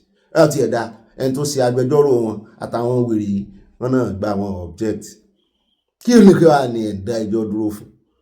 The federal ẹgbẹ́ pọ́n fún wọn lọ́dún mẹ́wàá o àbí 25 years o, ọjọ́ ẹjọ́ ọkùnrin ní kan máa dá fún wọn o. The Federal High Court has so far been hearing the trial in multiple sessions, with the prosecution presenting detailed evidence, including witness testimonies and material exhibits, to establish the identities of the perpetrators and the sequence of the attack. Wọ́n ní witness kì í kàn ṣẹjọ́ lásán, wọ́n mú identity wọn, wọ́n mọ̀ wọ́n. In his remarks, DSS counsel Adedayo Adedipe said the prosecution intends to call 7 more witnesses with schedule to testify. Ó ti ẹ̀dá ayé wọn bàjẹ́ nígbà tí méje mi ìbá tún wá. Ó ti ẹ̀dá. Iṣẹ́ burúkú náà ṣe. Ẹ gbàdúrà ọ̀kọ́lọ̀ mọ́jẹ̀ kan bọ́ ń bẹ̀ ọ́. Wọ́n ti ẹ̀ sọ wọ́n ní gbogbo àwọn tó fẹ́ mọ́ bá dá sí tẹ́lẹ̀ wọ́n ní gbogbo wọn ti pẹ̀yìn dà. Tó fẹ́ mọ́ yọnu sí ọ̀rọ̀ yìí. Ẹ jẹ́ á tẹ̀síwájú, ẹ jẹ́ á wá dẹ́kun lórí ọ̀rọ̀ Makoko demolition. Ẹ jẹ́ agbọ́n tí ìjọba ìpínlẹ̀ Èkó fẹ́ sọ wọ́n náà ní story tàwọn ká mọ́ fàrí apá kan dápá kan sí ẹ bá ń tẹ̀sí. I'll step in with you. If you remember, Makoko, both Owura and Makoko, particularly Makoko, has been an ongoing issue over the last, I probably would say over the last 23 years. There's been this back and forth. And I'm aware that there's nowhere under the sun that government would move in without prior notices, not notice, notices. For example, when I had engaged, like I said, I was born in Koshofe, I grew up in Koshofe, Owura and Shokis in Koshofe, and I couldn't stop them because it was the duty of another ministry to do that. However, in doing some findings, they had said that as far back as almost 2 years ago that they had been warning them, they had been engaging with them. I will give you an instance. In my case, I'll cite a particular case in the Lekki axis. Over the last, I would say, year and 3 months, we've served about 3 notices, and every time after we've sealed it about 3 times, and guess what happens? He goes there and he breaks the seal, he moves in, and by the time we go back 3 months later, he's developed another building without approval. Now, when we finally move in, which we would have to do this week, the first thing that would be assumed is that he wasn't given enough time to do this, without being aware that we've been engaging with him over the last year and a half, or over the last year and 3 months. And from what they had said when I got in touch with first of all, I thought it was physical planning, and I was directed to urban regeneration, and then they had said it was an urban regeneration project on another completely different side of Oron-Shoki, while we were talking about bringing some projects into another side of Oron-Shoki. But we have a lot of people. Creative thinking is not only in writing. There are people who would create things and sell it as real. They're 2 completely different ends of town, and how they're mixed together is something that still beats my imagination as we speak. But it's another completely different side that's under physical planning or urban regeneration, while the side of the jetty and the reclaimed land that we have in Oron-Shoki is under the purview of waterfront infrastructure development. When you have projects like that, you would have environment, you would have transport, you would have waterfront, you would have different people coming together, and they have different duties to perform, different functions to achieve, and it's very easy to assume it's one person or the other. Some even mix Ministry of Environment and Water Resources with Ministry of Waterfront and Infrastructure Development. I guess it's the sound of water that triggers the assumption. Ó dá o ẹ káàbọ̀ padà wọn lè mọ̀ ní àwáwí ìjọba ó mọ̀ jẹ́ ìjọba nísìnyí ta ló fẹ́ bájọba jà. Àwọn tá bá ní fọ̀n tó lè kan náà sáwọn ará Makoko ní ó rè tú ojọ́ mọ́ Sekis. ẹ já wa lọ sọ́dọ̀ Wike níbi tí àjọ IPAC ti ń bá a wí wípé kó sọ ara rẹ̀ kọ́ ló ń sọ ọ́ pẹ̀lú Rainbow Coalition tó fẹ́ dálẹ̀. The Inter-Party Advisory Council IPAC has spotted claims by the Minister of the Federal Capital Territory Nyesom Wike that political parties across the country are rallying under his leadership in a Rainbow Coalition to back President Bola Tinubu's re-election. IPAC's National Publicity Secretary Egbeola Martins stated this in a statement issued in Abuja on Tuesday, while describing the minister's assertion as unfounded and misleading. Martins insisted that the former River Governor lacks the mandate to speak for parties. The council said at no time did it authorize Wike or any individual to determine or announce the political preferences or electoral choice of registered. IPAC notes with utmost concern the recent claim credited to the FCT Minister Nyesom Wike to the effect that all political parties were allegedly aligned under his leadership in a so-called Rainbow Coalition to support President Bola Tinubu in the 2027 general election when Wike ló sọ bẹ́ẹ̀. We categorically state that this assertion is unfounded, misleading and exists only in the imagination of the FCT Minister. Wọ́n nínú orí ẹ̀ ló ti ń ro. At no time has he been granted the mandate by IPAC or by any registered political party to speak on their behalf or to determine at either the state or national level their political preferences, alliances, or choice of candidates for the 2027 election, Martin said.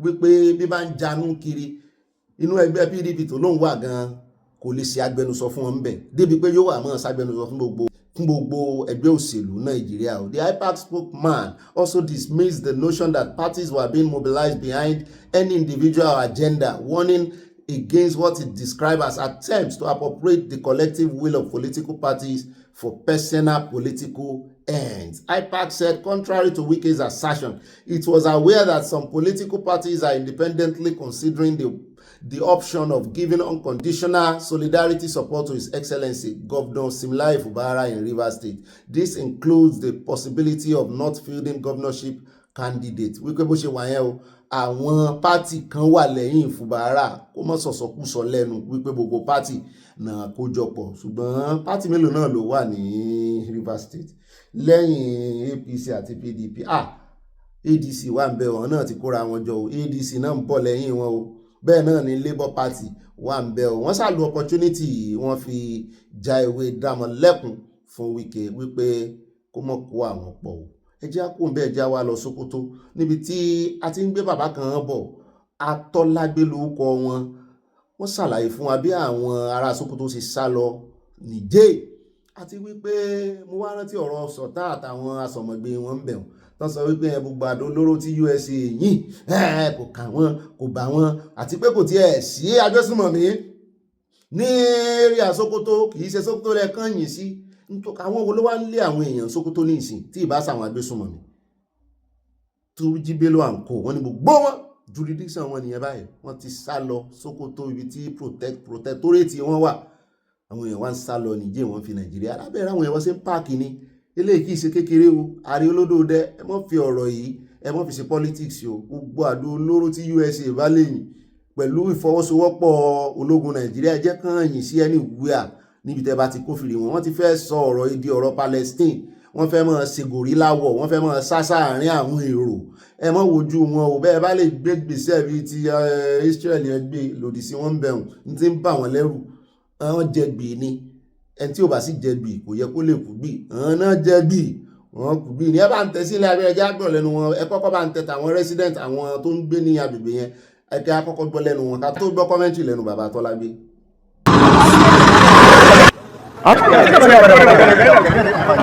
Over 20 settlements from different parts of the local government area and the region have actually been evacuated. In fact, they went and reported in mass to the local government area for help. As individuals, if they go there to pack their belongings, they still threaten them. So they have to go with the security to help them pack the luggages and leave to different parts of the local government area. We have settlement from the western part of Isa, like Tidibali, Gopari, Chohi, Adarawa, and many of them. If you go there now, you will find nobody. They have all left the area.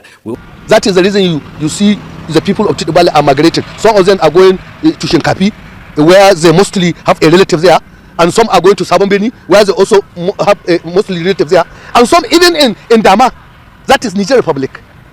And the majority of them are now taking refuge in Isa Secondary School. Yes, as an indigenous of the area, we are highly disturbed. We are very worried with the situation. We are not happy about it. And we have been complaining. We will still continue to complain. So we call on the federal government, the state government, even the local government to have a coordinated approach. Olutuji is still alive. His brothers, like Nambokolo, his brothers, like Ebomi, they are all alive. His brothers, like Mala Ila, they are all alive. And they are constantly terrorizing people. China ti gbọ́ Bello tún jí àtàwọn èèyàn rẹ̀, àwọn ọmọ ogun rẹ̀ àtàwọn ẹ̀gbọ́n bùrọ̀dá rẹ̀ àti bàbá àti ìyá wọn ní gbogbo àwọn ẹbí rẹ̀ wọ́n sì wà live o, kò sí nǹkan kan tó ṣe hàn o, ààrẹ rí epo ti kú o. Nínú Nàìjíríà náà àyá ni tó tiẹ̀ yọ ń lẹ́nu wípé over 20 villages náà sáàkì bá àwọn ọmọ iléeṣẹ́ ológun ló tún wá ń ran àwọn èèyàn lọ́wọ́ láti park láti sáko ńbẹ̀. Mo ló dáa mo ní wọ́n ń finá sórí òrùlé fúnra wọn ni sódà tí another airstrike yóò bá wá kò ní sáwọn èèyàn ń bẹ̀. In fact ó dá èmi fọwọ́ sí ní tí iléeṣẹ́ ológun ṣe kán help wọn kán tiẹ̀ kọ́kọ́ kó ń bẹ̀ kán lè dáná yá wọn àbí ṣebí yóò ṣàṣẹkù àwọn bandits ń bẹ̀. Ṣùgbọ́n àti ìgbọ́n nǹkan kan ẹja wa tẹ̀ wájú ẹja gbọ́rọ̀ lẹ́nu Major General Tọ́lágbé wọ́n fẹ́ já wa sáwọn nǹkan kan. It's not just something that the military is echoing by themselves. The press can have been going around to actually verify some of these. I think what the military still needs to do is to see how we can expand more into some of these areas. And I think there are supposed to be some instruments to make sure that the public is well informed that the military is, the security agencies are not too far from them, rather than for them to start running away or escaping. Because it is when you feel maybe help may not come at all that you resort to that kind of. I just let's just not despair, and let's be sure that let's hope that the military and the police are doing something tangible to make sure that the place is recaptured, reoccupied, and their lives are secured. Ó níyẹn ọ̀rọ̀ lẹ́gbọ́n lẹ́nu ológun general ni wọ́n ti fẹ̀yìntì iléeṣẹ́ ológun o. A sọ̀rọ̀ Brantai náà sọ̀rọ̀ lánàá ń tóun sọ ni wípé káwọn ọmọ iléeṣẹ́ ológun mọ̀ dá sí pé kán fáwọn ọlọ́pàá lẹ̀ torí ọlọ́pàá ló ní internal security. Ó correct ọlọ́pàá ló ní internal security ṣùgbọ́n àwọn eléyìí tán dojú kọ àwọn ọmọ Nàìjíríà tán pa ọmọ Nàìjíríà terrorist Boko Haram wọ́n yìí ṣe internal problem criminal mọ́ outside lọ́pọ̀lọpọ̀ wọn ti wà.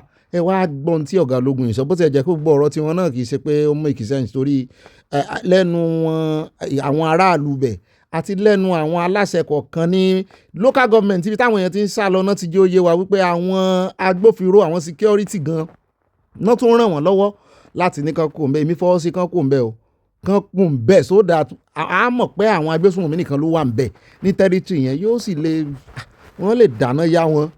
How really do they get into this country? Okay. And who are the people who have the small weapons and light weapons in this country? Is it just the bandits and the terrorists? And why has it been so difficult to stop this proliferation, which is fueling insecurity in Nigeria? Because those weapons are not cheap, or are they?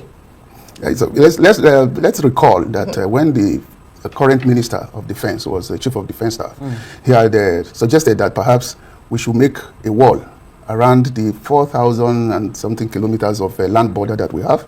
And then when you look at that, we also have close to 800 and perhaps 70 something kilometers, not using nautical miles now, for the coastal line, coastline of Nigeria. So when you put together, you are talking about close to 6,000 kilometers of both land and maritime. So it's a tedious job to do. Across the 400 and something kilometers I'm talking about, we are talking about close to more than 1,000 entry points, but only perhaps about 100 of these entry points are being manned by our security people. So we now see a situation where control is going to be very difficult. A lot of people sneak in, use waterways, because if we just deploy along the coastal area, perhaps at the major ports, where you have maybe the scanners will be used to check. In fact, despite the fact that containers still come through these ports, but you have seen one or two occasions where a transporter trailer is arrested, accosted, and then made to discharge, only to find out that there are weapons inside the truck or the container. So you ask yourself, how did they manage to pass through the scanners and all the other areas, all the other deployments? So there's complicity? Surely, there should be, because except they use any other approach through the waterways, there couldn't be any other way that such a container of that size will pass through without somebody being able to actually use either the scanners that are available at the ports to check whether this these containers actually. So we know that there are some complexities around the movement of some of these equipment. Let me start with the first part of your question, which has to do with movement of weapons. I'm aware that on the borders of Mexico, for example, we have equipment of a company called Rapid Scan. They deploy what we call vehicle and cargo inspection systems. These systems are quite massive and big enough to scan containers, scan vehicles to see people who are either using opportunities, either hiding under trucks to cross into America because there's a kind of watertight arrangement that the American government have made along the border. So they resort to either using the vehicles, hiding inside pallets that are hidden inside containers to make sure that they are able to cross. So these are some of, but we in the country here, perhaps we begin to see some maybe responses from government into ideas that are brought forward by people. So you see a situation, for instance, if you talk about another equipment we call the backscatter. The backscatter is another equipment, a typical one that are deployed within the airports. They scan the body, but then they cannot detect meters like weapons. Right. So you now see a situation where I think what we need to do here is to see how we press on government to see how they can acquire some of these equipment. The other thing I also see is that, especially for road networks in Nigeria they're just delivered in a form that perhaps there's no control. But you see in other countries where road networks are channeled in such a way that no matter how you come through one side or the other, there's a crossing point somewhere through which you must pass through. And if you have to pass through that place, then you'll be subjected to that inspection. So that also is still on the part of urban planning and other areas.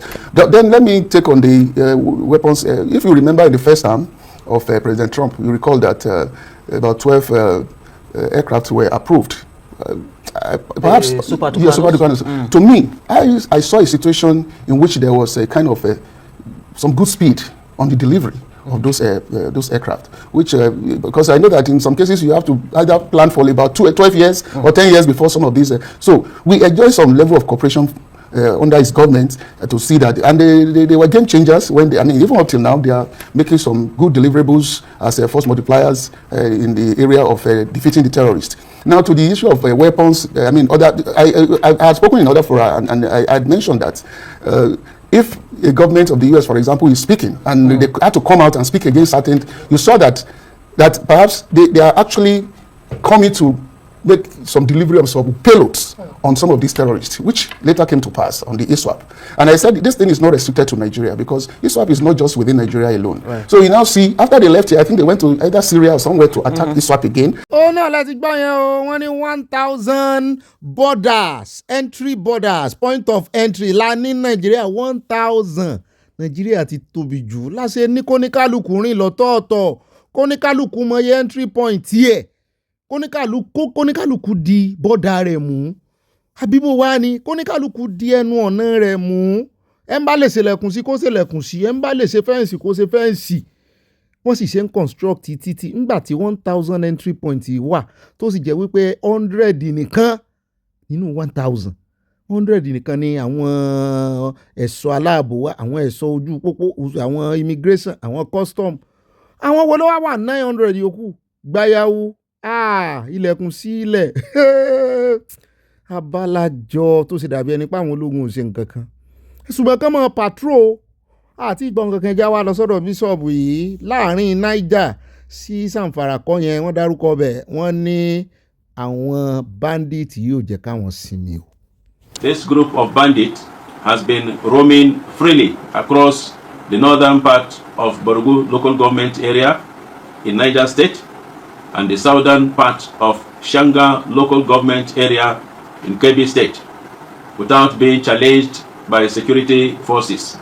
As a result, the primary school children who were recently released from captivity have been further traumatized as they are forced to hide in the bush with their families.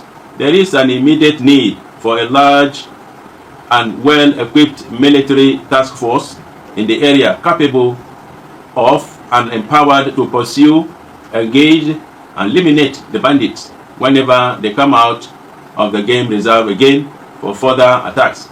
ó dá ẹ̀ka àbọ̀ padà ó ti fìdí òtítọ́ múlẹ̀ òkodoro ọ̀rọ̀ náà lẹ́ti rí yẹn wípé àwọn agbésùmọ̀mí ló ń lé wọn kiri o tó jí Bello mo rò pé náà ti pa ní ẹjẹ́ á kó ń bẹ́ ẹjẹ́ á wá dé ọ̀dọ̀ ká tó lọ sọ́dọ̀ agbẹnusọ ọlọ́pàá Nàìjíríà ẹjẹ́ á sáré dé ọ̀dọ̀ Àdàmú bàbá ẹni tá a gbé wá lánàá tí mo ní àwọn rẹ̀ mo kàn fi ń kẹ́lẹ̀ mọ́ ní o níbi tó ti sọ wípé the impact of US strikes on insecurity in northern Nigeria ó lóun fẹ́ sọ fún ẹjẹ́ àwòbóyá yóò sọ lódì tó rọ́mọ́ dọ́gbọ́n gbèsè wọn lẹ́yìn ọ̀rọ̀ rẹ̀ mọ́ ọgbọ́n wa ẹjẹ́ àgbọ̀n tí yóò sọ ká tó lọ sọ́dọ̀ agbẹnusọ ọlọ́pàá. The fact that attacks have been ongoing after the military airstrikes, simply says that the intended results are yet to be achieved. And then if we pick the strikes themselves, the fact that till date, pictures haven't emerged of corpses in Lakurawas, neither have we seen pictures of destroyed, camps, equipment that they use in fighting, their gun trucks and all the other maybe guns and weapons, tells me that perhaps the intended, outcome was never achieved. Like you indicated in your introduction, 4 of the 16, warheads that were deployed on that day never exploded, and we're talking about warheads that cost about $2 million US dollars per head. So roughly about $8 million US dollars was wasted. The other, there are about 12 that perhaps landed on targets. Like I said, we've not seen any pictures. And I'm just looking at the reliability of the ordnance, which is of course the Tomahawk missile. What might have caused the failure of 4 Tomahawk missiles to detonate? And what does that say about the reliability of that particular brand of US military equipment? The general consensus is that it couldn't and shouldn't have been the appropriate weaponry to use, given the nature of the threat element that we have in Nigeria, asymmetric warfare, elements that are kind of infused within, law-abiding citizens. Perhaps ground troops and other forms of weaponry would have been more effective. It's very instructive to note that these missiles were launched from a destroyer on the Gulf of Guinea. Now, the most conservative distance that they covered would be about 1,000 kilometers. Now, because intelligence is not static, the possibility that perhaps even the intelligence that was provided changed from the time the bomb was launched to the time it hit the target. And then, of course, the launchers would have reason either to cause, an undetonated landing of the particular missile. So there are several reasons. Technical faults will interfere, weather, wrong mapping, and several other components that have interfered to cause the unexploded ordnance. Well, let me. Ó dáa, jẹ́ kẹ́mi náà dá sí Tom Hawk ní àdó olóró tán náà jù wọ́n ní bomb Tom ẹ̀ẹ́dì jàre wọ́n ní 2 million nìkọ̀ọ̀kan 2 million times 16 òun náà fẹ́nu ara rẹ̀ sọ ó ní 12 nú ẹ̀ ó ló land on the target ó ní ṣùgbọ́n àwọn dúró de picture ṣùgbọ́n agbẹnusọ àwọn ọlọ́pàá ní àwọn ò ní fi picture síta o wọ́n sì fi satellite video síta wo wa láre àkànmọ́yé àwọn tán kún bẹ́ẹ̀ ni ó kàn jẹ́ wípé àríbi tí àdó olóró ti dún gbà wọ́n sì sọ fún àwọn ní over 500 ló kó ẹ̀ tuntun gbọ́ lẹ́nu agbẹnusọ ọlọ́pàá ṣùgbọ́n wọ́n ní ká ẹ má retí picture ẹ má retí ìfọ̀nrán kankan àwọn tó ń sọ wípé kò explode náà rè nígbà tí káàtì ẹ̀ wá sọ wípé 4 fèlì nínú 16 tó sì jẹ́ wípé ó fẹnu ara rẹ̀ sọ́ńbì náà wípé ó lè jẹ́ due to change of intelligence tí àwọn ti Nàìjíríà ti provide fún wọn bóyá àwọn ará àbẹ̀yẹn ti kúrò ń bẹ̀ ń gbòòyà àti wípé kí ló fà á tí 4 náà explode bó ṣe wọ́n tó 2 million ìkọ̀ọ̀kan 2 times 16 $32 million. Kì í mọ̀ sówó kékeré bẹ́ẹ̀ náà ló tún sọ ó ní kàkà tán wàá fi launch ẹ̀ láti bí 1,000 kilometres látara destroyer tó wà ní Gulf of Guinea ó ní ìbàdà ìyẹn ship ní oúnjẹ destroyer ship tó ń launch ẹ̀ ó ní orúkọ rẹ̀ nù ara nǹkan ogun tó fi jà nìyẹn tí Amẹ́ríkà gbé wá sí Gulf of Guinea ó ní ìbàdà kí wọ́n kó àwọn troops wá mo wá wò pé ara àwọn ọmọ ilẹ̀ Haúsá mo sọ fún yín pé wọ́n gbèsè hàn lẹ́yìn ilẹ̀ Haúsá ara wọn náà ló sọ wípé kí USA mọ́ kó troops wá o kọ́mọ́ kò troops wá o kọ́mọ́ jẹ́ boots on the ground ẹ tún wá wo ohun tó sọ ní ìsìn abẹ́ ẹ̀gbọ́n ọ̀rọ̀ rẹ̀ tó ní ìbàdà kan kó troops on the ground wá so àwọn ará bíi gbogbo ọ̀rọ̀ rẹ̀ náà ló ń sọ wípé òun ò mọ lárí já gbogbo pé bí ìgbà tí USA kan wà waste gbogbo àdó olóró tó ń tà ní $2 million per one pẹ́ wá yín 16 fi fọ́nrán hàn wá ṣùgbọ́n tẹ̀mí èmi mọ̀ pé ọwọ́ dùn wọ́n ṣùgbọ́n Túrújí Bello tán wá ní òtí ìkú ì tán sọ wípé òun náà ló sì ń lé àwọn èèyàn kiri tó sì wá jẹ́ pé àwọn ọmọ iléeṣẹ́ ológun náà la tún gbọ́ lẹ́nu kan nú àwọn aláṣẹ local government ibẹ̀ wípé àwọn náà ń provide security fún wọn kán lè kó wọn kúrò aya lòun ò fọwọ́ sí pé ó yẹ kán lọ kojú wọn ní kán lọ kojú Túrújí Bello àwọn ará àdúgbò ìgbẹ́ wọn ní àbúrò rẹ̀ wà àráǹdì ẹ̀gbọ́n rẹ̀ wà àráǹdì òun náà wà àráǹdì pé ó yẹ kí wọ́n fi intelligence mú níbi tó wà ní pé sọ ń sá fún wọn ni mo ní ẹgbọ́ bò lẹ́sẹ̀ rí só yẹ kán lead àwọn èèyàn tó ń sá lọ kúò àbí wọ́n lead wọn kí nǹkan má bàa ṣe wọ́n náà ni ọ̀rọ̀ Nàìjíríà ti wà complicated o. ó náà lẹ́sìn gbọ́n yẹn káàbọ̀ padà ẹjá wá sún kẹ̀rẹ̀kẹ̀rẹ̀ ká dé ọ̀dọ̀ agbẹnusọ iléeṣẹ́ ọlọ́pàá ká tó lọ sọ́dọ̀ arákùnrin tó náà ní open letter fún ààrẹ olódò irọ́ ìjà kọ́kọ́ ó dá níbẹ̀ já wá lọ sòsè sọ́yẹ́ Ọ̀ṣun lọ́dọ̀ arákùnrin tó ní òun ní open letter Honourable Adékúnlé Ọládìméjì ní chairman House Committee on Media and Public Affairs ó lóun lẹ́nu ọ̀rọ̀ òun sì lè sọ ó lóun ní open letter tó ń fẹ́ fi ránṣẹ́ sí ààrẹ olódò dẹ pé kán wá mú àwọn ọmọ wọn kan tọwọ́ wọn bọ̀sọ̀ o wọ́n ń da local government irú lọ́sùn o wọ́n jẹ́ kí Adeleke ríjọba ṣe o wọ́n autonomy wọ́n ti dájọ́ autonomy lóòótọ́ ṣùgbọ́n àwọn tí òfin fi síbẹ̀ kọ́ ló wà ń bẹ àwọn APC ń dá wọn lọ́wọ́ kọ́ ẹ bá ń tẹ̀ sí ẹ̀jẹ̀ agbọ̀rọ̀ bá a bá dé ká wá káde ètò tòní ńlẹ̀ lọ́dọ̀ agbẹnusọ iléeṣẹ́ ọlọ́pàá. Good day, Nigerians. I am Honourable Oladimeji Adekunle Emmanuel. I represent the good people of Irepodo State Constituency. I am the Chairman House Committee on Media and Public Affairs, and I double as Deputy Majority Leader of the Osun 8th Assembly. This is an open letter to His Excellency, the President Bola Ahmed Tinubu, GCFR, President, the Federal Republic of Nigeria. This is an urgent appeal regarding the local government crisis in Osun State and the threat to the rule of law by some imposters in Osun State. In a unanimous decision, Justice Obiora, who read the lead judgment on Friday, condemned APC's misrepresentation of its February 10, 2025 judgment. The court reportedly clarified that he never reinstated the sacked APC chairman, warning the party against distorting the court's decisions for political gain. The justices emphasized that the judiciary must not be treated as an extension of any political organization. February 2025, another election was held, which the whole world, as well as the relevant security agencies, testified to it as the most peaceful and rancor-free election ever had in Nigeria. The court also recognizes the fact that another election has been held and therefore affirmed that the elected chairmen are the authentic ones to drive the affairs of the local government in Osun. Lately, His Excellency Nyesom Wike said in one of his tours in Rivers State, and everyone heard him clearly where he boasted, and also warned Senator Ajibola Bashir to steer clear Rivers politics. In quote, "Today you are enjoying in Osun, you don't know who did the work. This is a clear indication that some elements working with you are the ones behind the turmoil in Osun State, and this calls for questions and concerns about this statement." Almost a year, the people at the grassroots have not been enjoying the dividends of democracy. This puts burden on us as a legislator because all the burdens at the grassroots, we are the one shouldering them. Having said all, Mr. President, these are my prayers.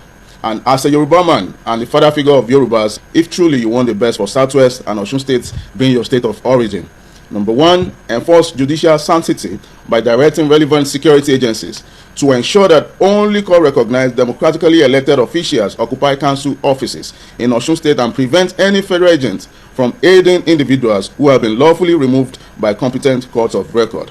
The gentility of a lion is not a sign of cowardice. Thanks to the diplomatic governor we have in Osun State for peace we are enjoying in Osun State, which your boys wants to truncate. There is no judgment where in Nigeria or anywhere that reinstated the sacked yes or no chairman, as the purported election that produced them was not in line with the Electoral Act of the Federal Republic of Nigeria. Let the February 20 elected chairman resume their duty. Despite this clear judicial pronouncement, these individuals have reportedly continued to challenge the legitimacy of the currently recognized council officials. Recent reports indicate that these sacked APC officials have attempted to forcefully occupy and operate within the council secretariat, openly defined court-validated removals. Thirdly, kindly respect the rule of law as a democratic precedent and also as comrade who fought tooth and nail against a related issue during the regime of President Olusegun Obasanjo. While the Supreme Court struck out the Osun State government suit for lack of local standing on December 5, 2025, it simultaneously emphasized that the federal government is unconstitutionally withholding funds and must release them directly to democratically elected local government officials. Kindly ensure the immediate release of withheld local government funds as mandated by the spirit of the Supreme Court's autonomy ruling, ensuring they reach the legitimate representative of the people. Number 4, Mr. President, kindly raised the idea of imposing an emergency rule in Osun State because the people of Osun State understands the political space so well. You condemn President Obasanjo for imposing emergency rule in Plateau, but what has changed, sir? Number 5, you are now the Mr. President of the Federal Republic of Nigeria and not Mr. President for APC. Innocent lives have been lost due to this commotion created by these imposters who happens to be member of your party, APC. Kindly be the father for everybody. Number 6, as a legislator, we have jurisdiction over the local government as long as the 1999 Constitution of the Federal Republic of Nigeria, as amended, is concerned, starting from the Section 4.7 and Section 7.1 to 6b. We know who should be at the local government as the council boss, and we will swing into action lawfully if you do not live to expectations, sir. ààrẹ rí wípé ohun líle ló fi sọ bó ti jẹ́ pé jẹ́ǹtù díẹ̀ lójú ṣùgbọ́n wọ́n ní pọ̀ nú ọ̀rọ̀ rẹ̀ bẹ́ẹ̀ náà lóní kán kìlọ̀ fún àwọn bọ́ìsì wọn ìtumọ̀ ẹ̀ náà ni pé wọ́n fẹ̀sùn kàn àrí olódò rẹ̀ pé àwọn bọ́ìsì wọn náà wá ń da náà fẹ́ da omi àlàáfíà Ọ̀ṣun state wọ́n fẹ́ dàrú wọ́n sì ní yíyọ́ ọ̀tẹ̀kùn bíi tójó kọ́ ó pé gómìnà oníjó ẹ̀kàn lé wọn fojú ijó oníjó wò ó wọ́n ní ó ní action lábẹ́lẹ̀ o lábẹ́ agbádá rẹ̀ o bẹ́ẹ̀ náà ni wọ́n sọ wọ́n ní kán rìlíìsì owó fún àwọn tó tọ́ àwọn tó yẹ wọ́n ń fìyà jẹ wọ́n lọ́sùn ṣùgbọ́n wọ́n ní àwọn gẹ́gẹ́ bíi lawmakers aṣòfin wọn làwọn ọmọ tó tọ́ àti tó yẹ àwọn ó gbé ìgbésẹ̀ lórí àwọn local government yẹn bẹ́ẹ̀ bá ń halẹ̀ mọ́ state ìjọba ìpínlẹ̀ lè halẹ̀ mọ́ àwọn táwọn jẹ́ aṣòfin o àwọn lè take charge nígbà tí ẹ create emergency rule ní Rivers ṣe bí àwọn House of Rep àwọn ni wọ́n gba ilé ìgbìmọ̀ aṣòfin pé tó bá ṣẹlẹ̀ ní local government náà àwọn táwọn jẹ́ ọmọ ilé ìgbìmọ̀ aṣòfin ní state level àwọn làwọn gbà pé kọ́ mọ́ gbé emergency rule dọ̀dọ̀ àwọn ohun líle ohun yẹn le díẹ̀. ó dáa náà lẹ́tí bọ́lẹ́nu rẹ̀ yẹn àwò bóyá ààrẹ Tinubu ó fún ní etí ìgbọ́ àti àyà àgbàṣẹ tán bá dé kọ́lọ́run jẹ́ kán rí fídíò rẹ̀ ṣùgbọ́n n ti ń lọ lọ́sùn state nìyẹn o wọ́n jẹ́ kí Adeleke kó rí ìjọba ṣe dé àwọn local government kọ́lọ́mọ́jọ́ àfẹ́ ti re-election rẹ̀ ẹ jẹ́ wá àáfún wọn pàwẹ́ dẹ́ǹtì wa. ó dá àwọn ọ̀gá mi sáré fi léèkún kẹ́ tó lọ sọ́dọ̀ agbẹnusọ iléeṣẹ́ ọlọ́pàá àwọn méjèèjì wọ́n mọ̀ ń bára wọn fà á lórí ọ̀rọ̀ Tinubu mọ̀ ni àwọn kan lágbà tí Tinubu ti wà tó ti dórí oyè kí ló dé tẹ̀ rí nǹkan gidi tó ṣe ó ti ṣe báyìí ó ti ṣe báyìí arákùnrin ìbá ní kò rí bẹ́ẹ̀ wípé ẹ wá lọ gbọ́ gbogbo rìpọ́ọ̀tù World Bank pé àwọn èèyàn mọ̀ sí lábẹ́ ìṣèjọba olódòdó ni ẹ gbọ́ practically theory lélẹ̀ ó ló ṣe rí Nàìjíríà sówó ti pọ̀ lọ́wọ́ yín só ti pọ̀ lápò yín ṣé àwọn èèyàn rọ́wọ́ mú lọ sẹ́nu ẹ jẹ́ àkọ́kọ́ gbọ́rọ̀ lẹ́nu ìkànnú àwọn ọmọ ẹgbẹ́ ADC this is a political argument political fight wọ́n fẹ́ gbójú ara wọn níbi tó ti sọ wípé alibi àti wípé innuendos ní gbogbo nǹkan promote lábẹ́ ìṣèjọba ààrẹ olódòdó pé yà ń jẹ àwọn èèyàn ẹ wá lọ gbọ́ dátà tó fi síta láti ọwọ́ World Bank àti àwọn àjọ IMF. In 2014, and you can Google that as well as our listeners, in 2014, the multidimensional poverty that beset Nigeria was, 43%. In 2019, it has skyrocketed. By the year 2025 that we're talking about, we have, even if I take you back to 2022, the number of multidimensionally poverty-stricken Nigerians is 87 million in the northern part of the country and 47 from the south. When you aggregate it, it's 41 million. And yet a government will not be sincere with Nigerians to even say... 141. In 141 right. million, not right. even 139. You have been kinder in your own introduction. And look, we are saying that this is our country. This is Nigeria. These are figures not manufactured. These are figures released by the World Bank and the country's Bureau of Statistics. And a government that is responsive and responsible should speak to and confront these issues head on. But the government is saying that they inherit, this is a progression over a long period of time, and they're drawing your attention to the fact that they are making strides in terms of reforms, which are absolutely essential and which is the only way that you can deal with these kinds of problems. The reforms are becoming, too excruciating, too unbelievably, downgrading the essence of life and livelihood in Nigeria. When you remove the oil subsidy, what do you expect to have for Nigerians? Like what Obasanjo did when he was in government. To have several intervention policies like the ITF or ETF, Education Trust Fund, which Buhari headed, or the mass transit program that will alleviate the suffering of commuters in Nigeria. You travel from Kano to Abuja. In 20 2014, 2015, 1,500 naira will take you to Kano. Today is 13,000 to 15,000 naira. That is the effect we are seeing after the removal of oil subsidy. If you take the statistics from Lagos to Kano, to Abuja, look, I'm talking about the common man. I'm not talking about the macroeconomic policies and debates and the polemics that comes with it. No, I'm talking about real-time escalating poverty that is biting hard into Nigerian society. Okay. And let me just land on this quickly. Look, briefly. To me, macroeconomic gains and statistics that will come from the from the APC, should speak to real-time gaps that are existing between income and basic sustenance among Nigerians. Okay. If we are not having it any easy, then you can keep telling us stories of English and comprehension and figures. They don't add up. Can I tell you something, Charles? Mm-hmm. I have always known that some Nigerians, particularly the elites, are not ever sincere with this country. Okay, if somebody sits beside me here and he begins to say transport has skyrocketed, you removed subsidy, what? Even if Bola Tinubu did not announce the removal of subsidy, the government of that time could not fund subsidy beyond June that year. That's a fact. Now, subsidy made Nigeria worse for whatever it was. We couldn't even fund it again, to the extent that, like I said, we're only alive to 200,000 barrels as of June. That 200,000 barrels could not take us for more than 6 months before a total collapse. Look at what has happened in Sri Lanka. We were getting there. Yeah, but you're talking about your own party. No, I'm not talking about party. I'm talking about government. No, it's the APC government. No. It's risky to generalize. That generalization in itself is bad belly. So don't go there. Let us talk about government, as in government. Government of Bola Tinubu. What has it done? The government of Bola Tinubu. Look at December. I'm not interested in that yet. I'll come back to it. As of December 2023, inflation was 28.9%. As of 2024 December, it was 34.8 due to some reasons. 2025 January, it has come to 24.4. Right? And by June 2025, it has come down to 20%. Yeah, but you changed the figures. No, that is inflation. You rejigged the figures. No, let me make my point. The point I'm making is very simple. When we made missteps as a country, problems happen in the morning, but they manifest at night. When we had made several missteps as a country, such as just printing money, such as selling crude oil, such as, not being able to curb, insecurity and all of that, the effect comes to happen. And somebody says, why is the effect happening at the time it is happening? I don't have any words for such comments. All I know about such comments is insincerity. Now, let's move forward. Talking about rejigging the economy, what has Bola Tinubu not done? In the area of agriculture, over 2,000 tractors have been imported, so to speak. In the area of health, that you are talking of infant mortality, there are a lot of strides he has made in the area of health, whereby even talking about dialysis. You go to do dialysis, kidney problem, in some of these hospitals, dialysis is free, paid by government. NEL Fund. NEL Fund is disbursing money to student loans. Those are areas, these gas vehicles massively have been imported to ease the problem. So if somebody says he does not see those efforts at easing the problem of Nigerians, then why should we be talking to such people? They are only going to be dragging us backwards. Okay. Let us face forward and ensure that we're able to deliver what we need to deliver. The mess that is going on now didn't start today. Where were they? Those that call themselves ADC coalition, they were prominently part of the mess. Bring them out one by one. I'll tell you the role they played in the mess.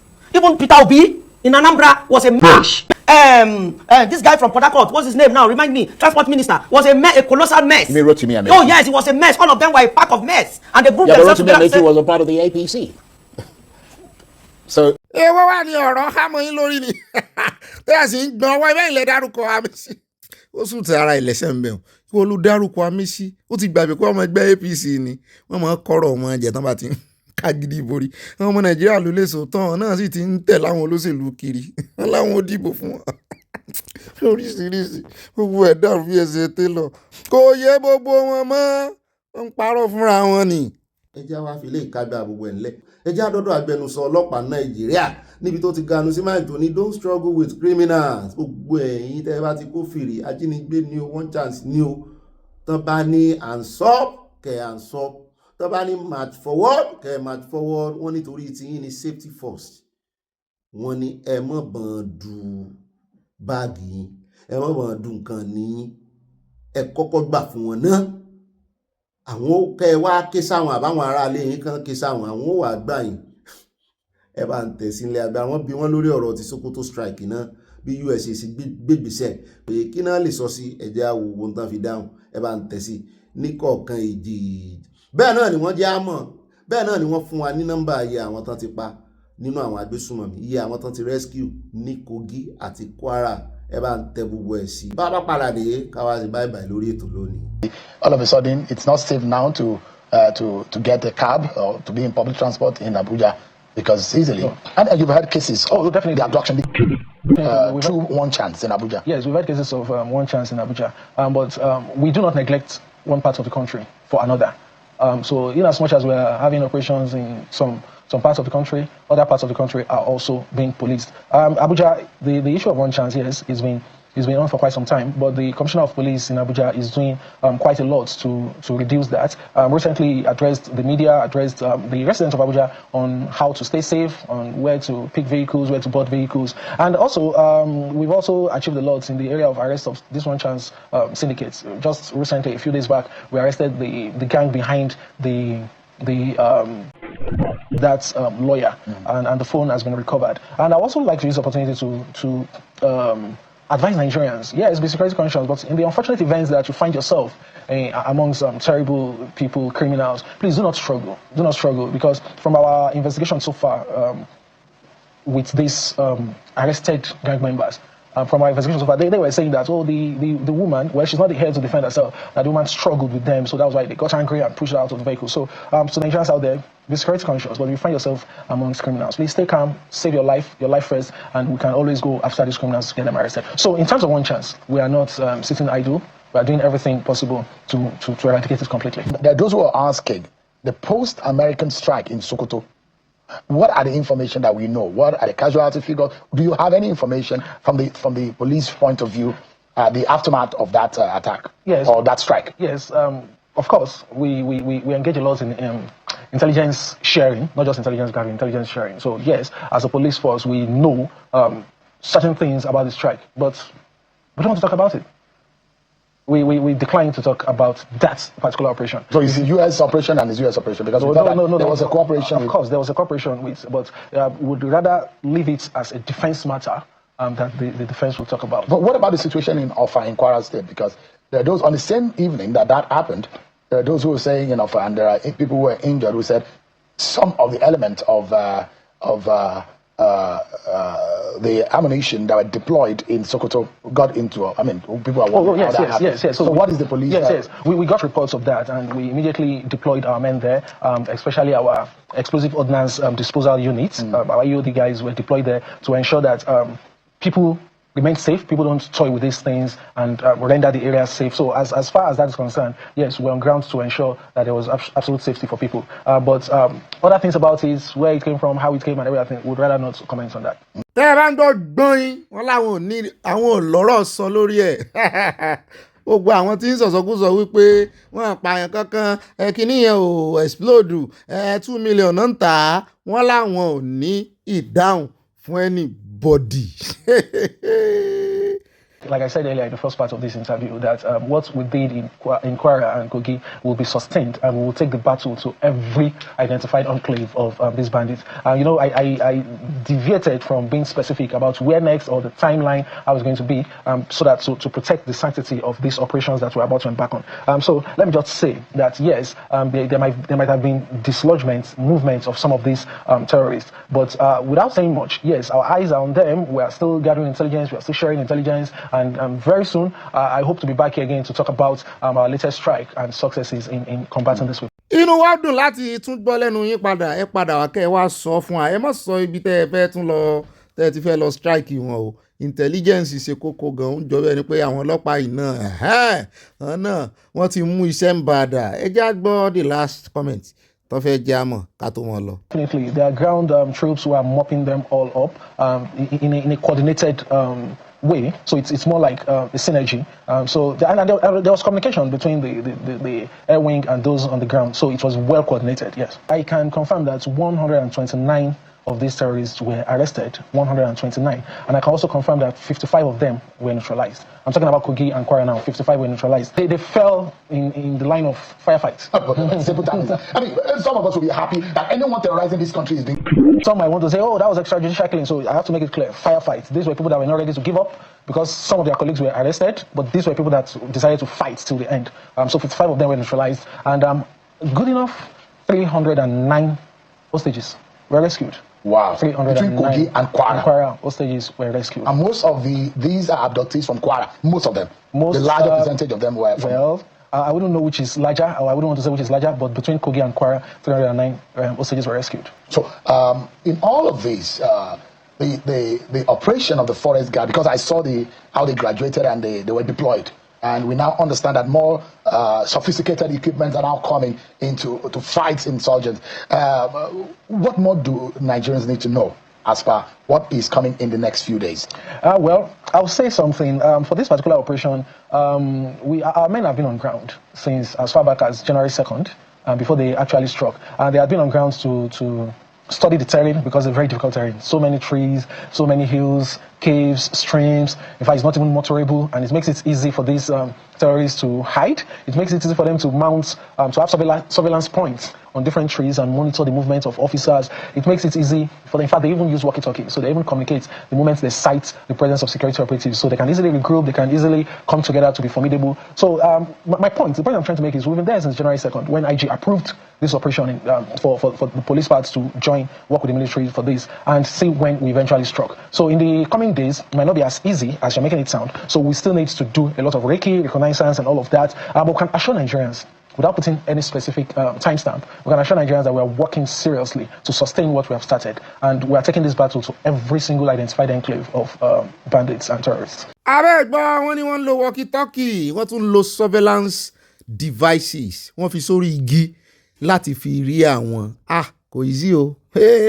Àti ẹ̀dùpẹ́ wípé lọ́tẹ̀ ẹ sáà mọ̀ kó nu igbó yẹn nínú oko Kwara àti Kogi. Ṣé ẹ ráriwo tá à ń pa? Asán tí ẹ ti sodo síbẹ̀. Ibi tí ò sì ní easy láti gain access, ibẹ̀ náà máa lọ dúró sí tẹ́ẹ̀ní lè rí wọn nígbà tán bá lọ sá sínú hò. Àbẹ́ ìgbọ́gbọ́n tán ló wà ń bẹ̀ ni, ihò wà ń bẹ̀, inú omi wà ń bẹ̀, gbogbo ẹ̀ wà ń bẹ̀. Kódà náà lẹ ti bọ́ lẹ́nu ìwọ̀nba tó tónu táà náà lè ṣe sí láàrin àti ṣe sí láàrin ànírí jù báyìí lọ kì í pọ̀ kó dùn sókè báyìí lọ bẹ̀ oge nínú ìròyìn tòní oníyanṣẹ́ ọlọ́bẹ̀ sí àtàfẹ́jẹ́ náà kọ́ ìbínú àárẹ̀ bára wa sí 55 lines ní kọ́mẹ́ǹtì wa kò gbọ́dọ̀ jù bẹ́ẹ̀ lọ kò gbọ́dọ̀ sẹ́lẹ̀ ó sẹ́lẹ̀ pẹ̀lú ẹyọ kan ṣoṣo báyìí àjòjò àgbálẹ́sájújú ni o 55 lines gbogbo ń tẹ́ ẹ bá fẹ́ kọ sí àti kọ́mẹ́ǹtì o àti kíní o àti love o àti èso tẹ́ fẹ́ fún wa o kó mọ́ ju 55 lines lọ ẹjọ́ fi mú rọrùn fáwọn náà ni láti tètè rí ká a sì ń lo kọ́mẹ́ǹtì púpọ̀ ní ìsìn ẹ́ rí i pé àwọn èèyàn complain mọ̀ pé lo kọ́mẹ́ǹtì àwọn àfẹ́n tó bá pẹ́ ju kọ́mẹ́ǹtì ẹni tó bá pẹ́ gan-an bóyá ọjọ́ kejì tó ti pẹ́ ìyẹn nìkan kọ́mẹ́ǹtì wọn lè mọ́ wọlé síbẹ̀ àrùn rẹ̀ bára wá sí o àáfìrè pàdé lọ́la láti ọlọ́dún rẹ̀ kí ọ̀sẹ̀ yìí kó san wá. Goodbye and I love you. Àyà nu abalẹ̀ ń bára èkìlò ní fún wa. Ó ra ọ̀gá mi ẹsẹ̀ ń ṣe ń wo ẹjẹ́ wáyà lọ́dọ̀ sòwò rẹ̀ eléyìí ni ó jẹ́ ẹjọ́ àkọ́kọ́ ìgbẹ́jọ́ àkọ́kọ́ torí ẹjọ́ yàtọ̀ sí ìgbẹ́jọ́ èèyàn lè rojọ́ wẹ́wẹ́ nú ilé ṣùgbọ́n ìgbẹ́jọ́ ilé ẹjọ́ ni ti máa bẹ̀rẹ̀ ìgbẹ́jọ́ àkọ́kọ́ tí Sowore ó dojúkọ lórí ọ̀rọ̀ ẹni tí ó sọ wípé illegal IGP òun àtọ̀gá ọlọ́pàá Nàìjíríà bẹ́ẹ̀ náà ló tún sọ oríṣiríṣi orí bẹ́ẹ̀ ló ti sọ̀rọ̀ Malami ó sọ̀rọ̀ olódòdẹ náà tẹ́ ẹ bá ti gbọ́ ó là mọ́lẹ̀ ni ó náà ń tó oògùn olóró ní USA ni ó ní àwọn ọ̀tẹlẹ̀múyẹ́ Nàìjíríà gan ó náà ní gbogbo fáìlì olódòdẹ lọ́wọ́ mo ní Sowore mọ́ parí. You have his dossier in your office that shows he's a criminal. The DSS has Tinubu's dossier in their office that shows that Tinubu is a criminal. They have a whole file as big as this that they have been gathering since he started politics, since 1992. I'm saying it, they have a dossier on him since 1992 that shows that he's a criminal. So, and this is 2025. Do you need me to tell you that? Will it not be exciting to see that the court subpoenas SSS to provide those documents? Probably fire will. They will tell you they don't have such thing, or they will burn the record office. There will be a fire outbreak, or probably a non-existent flood that happened in 1993 would have flooded the way they First case of the year, and you can be rest assured that there will be many of them. So, and we encourage you to make sure that you help attend these cases and document them for history. Today's case relates to the consistent violation of my rights by the Nigerian police. So I decided last year, when I've had enough, to sue the IGP of police, the illegal IGP of police, in his personal capacity, and also sue the Ministry of Justice and the CP of Abuja, and we are seeking damages. It's not 500 million. The first is 200 million naira, and there's a separate 1 billion naira. I mean, this is small compared to what these guys have done to me in terms of physical harm. In some cases, they even try to assassinate inside the cell at the FID. All these things you all covered. So I decided to sue them after I was arrested illegally, after the Free Nnamdi Kanu protest we did in October of 2025, in which, as you all know, the police arrested us for exercising our fundamental human right. It turns out that this particular court was where they came to seek the order to stop us from participating in the protest. But the judge in his wisdom said, well, you can ask for a certain area not to be touched, but I cannot prevent people from protesting. I was, after the protest, I was haunted all over Abuja. They were shooting at me, some of you saw it, and they arrested some people on the day of the protest. I went to the police station to get their bail. They refused them bail. And after I came to court, they then arrested me right here in front of the Federal High Court, detained me at the notorious Abattoir Detention Center, where SARS used to use. And I was detained in an open cell, developed malaria from there. Then I was driven to Kuje, close to 40 kilometers out of Abuja, where they had sought and found a judge. And I was granted bail. But the judge was scared away from the court so that he would not sign the bail bond. And I had to spend that weekend. But before spending the weekend, the police, led by the anti-vice police squad leader, one CSP Barao, physically arrested me within the corporate, forced me into their vehicle, and took me to Kuje prison after I had been granted bail. So we said I had to spend 4 nights in Kuje prison that night. So that was the basis of this particular lawsuit. And our lawyer, Marshal Abubakar, you know him very well, is the one that's going to be doing justice to this, in addition to other competent attorneys. Human rights attorney AK Musa is here, Koje is here. There are some of them that have not resumed from Wali also, who have not resumed from the New Year holidays. So they are not here today. It's a very competent team of attorneys from across the country. No one came from Ukraine this time around. These are Nigerian lawyers. No Russian too. No Russian. So that's the basis for today's case. Again, I want to welcome you and thank you for coming to cover this. And I hope we will see more of you. I want to say a small joke for the media. Anytime the federal government arrests me, I see the media everywhere. You find them in the toilet. Some of them are hanging from the POP everywhere. But whenever it is a case of Shiwore versus, no, we can't find the media. I hope we develop the kind of relationship that will help you and help us cover this for posterity. I'm also in the media, so there's no basis for us to be separated. And whenever you get into trouble, I'm the first person who will go and defend you. I remember that when Channels TV had a problem with the Buhari regime, I went and sat in front of the Nigeria Broadcasting Corporation for hours just to make sure that those who were invited to that very nebulous meeting made it home that day. Those were the days of the crazy Buhari regime. And Malami, now, interestingly, is the cell that Nnamdi Kanu's brother was staying when we were arrested in October. That Malami is staying. And he has refused to even process his bail because he's afraid of... It's to tell you that whenever there's oppression, it will go full circle. Mm-hmm. So those of you who are in power, who are enjoying impunity, just know that one day impunity will come to your front door. Because Malami abducted me in court, in the Federal High Court here, after I was granted bail. And today now, Malami was granted bail. Malami has refused to process his bail because he doesn't even know what is happening outside of the prison. And it happens that when I was detained there, it was Malami that sent me there. That time, the place they called the VIP special area, and I used to be a death row cell. But they have converted it. I heard Abakari when I developed the place. When we were there in October, my friend Ima, the younger brother of Nnamdi Kanu, was put in that particular place. Now Malami is enjoying the place. I hope he will pay Prince for putting deodorants in the cell so that he can breathe. So these are lead lawyer to the Marshal Abubakar. Happy New Year, everyone. It's our earnest belief that the police needs policing. The Nigerian police force are so used to acting with reckless impunity that they have forgotten that their powers is circumscribed by law and the Constitution. Like we emphasized and restated the optimum time, the police has no right or authority to arrest, detain, or to charge any person who has committed no offense.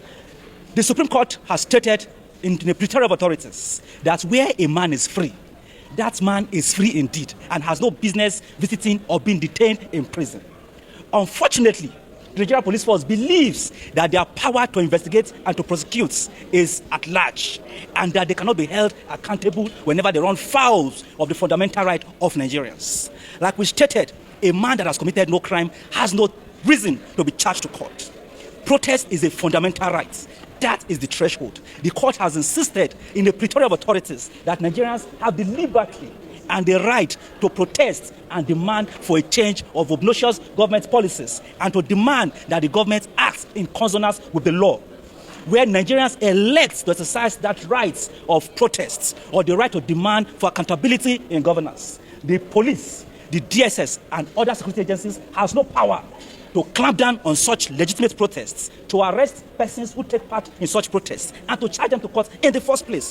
Where this has been done, such an action is a violation and a direct assault on the Constitution. That was what was done to our friends who took part in the Free Nnamdi Kanu protest. And it was on that basis that we filed the suit to remedy the rights of Nigerians who took part in that protest. Arresting Nigerians for taking part in protest is unlawful, and having failed to justify the arrest in the first place, the court has now been called upon to look into that particular issue and to remedy the wrong that has been done to our comrades who were unlawfully and unjustly arrested.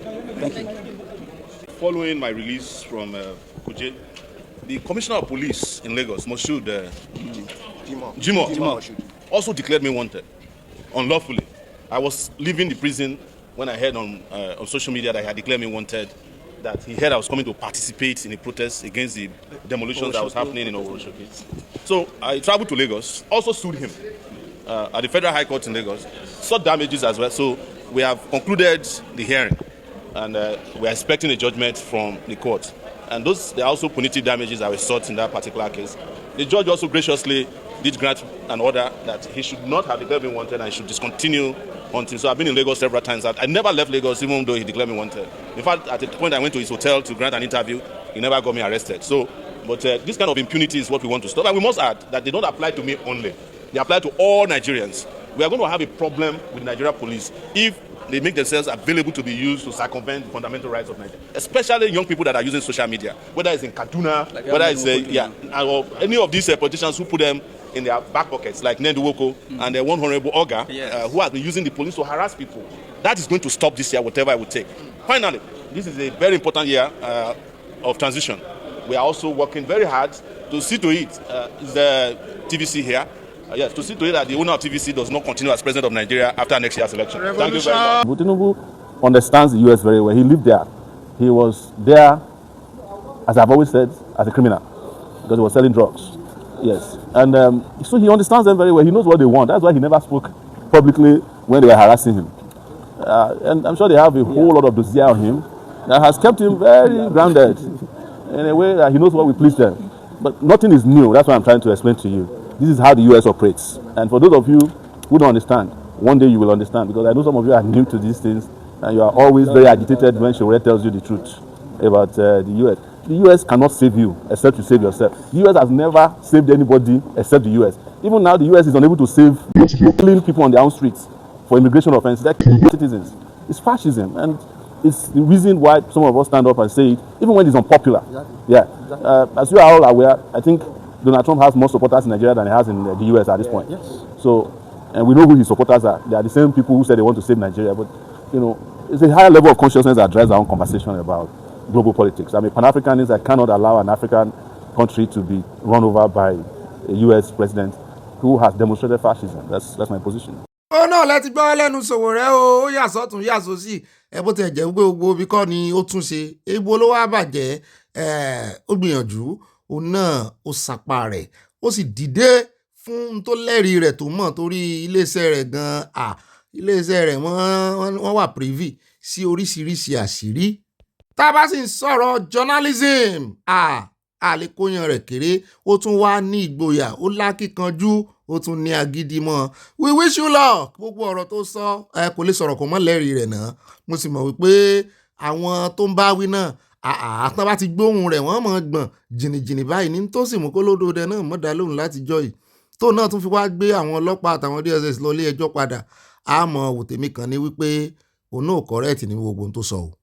USA ò dá ọmọ Nàìjíríà ti sọ̀rọ̀ tìǹù ẹ̀ ń bá tó gbà wọ́n ní ìsìn náà máa ságbà wọ́n ti ẹ̀ fẹ́ mọ̀ bóyá USA fẹ́ gba nǹkan àbí wọ́n ebi orí resources náà ti bẹ̀rẹ̀ káti ẹ̀ yọwọ́ ọ̀rọ̀ owó kúrò ṣé bórí resources àwa náà sì mọ̀ pé USA máa ń ranjú mọ́ resources ṣùgbọ́n nítorí pé wọ́n ti sún ọmọ Nàìjíríà tán ògiri wọn kọ kán sọ USA dolùgbàlà ta náà ni ó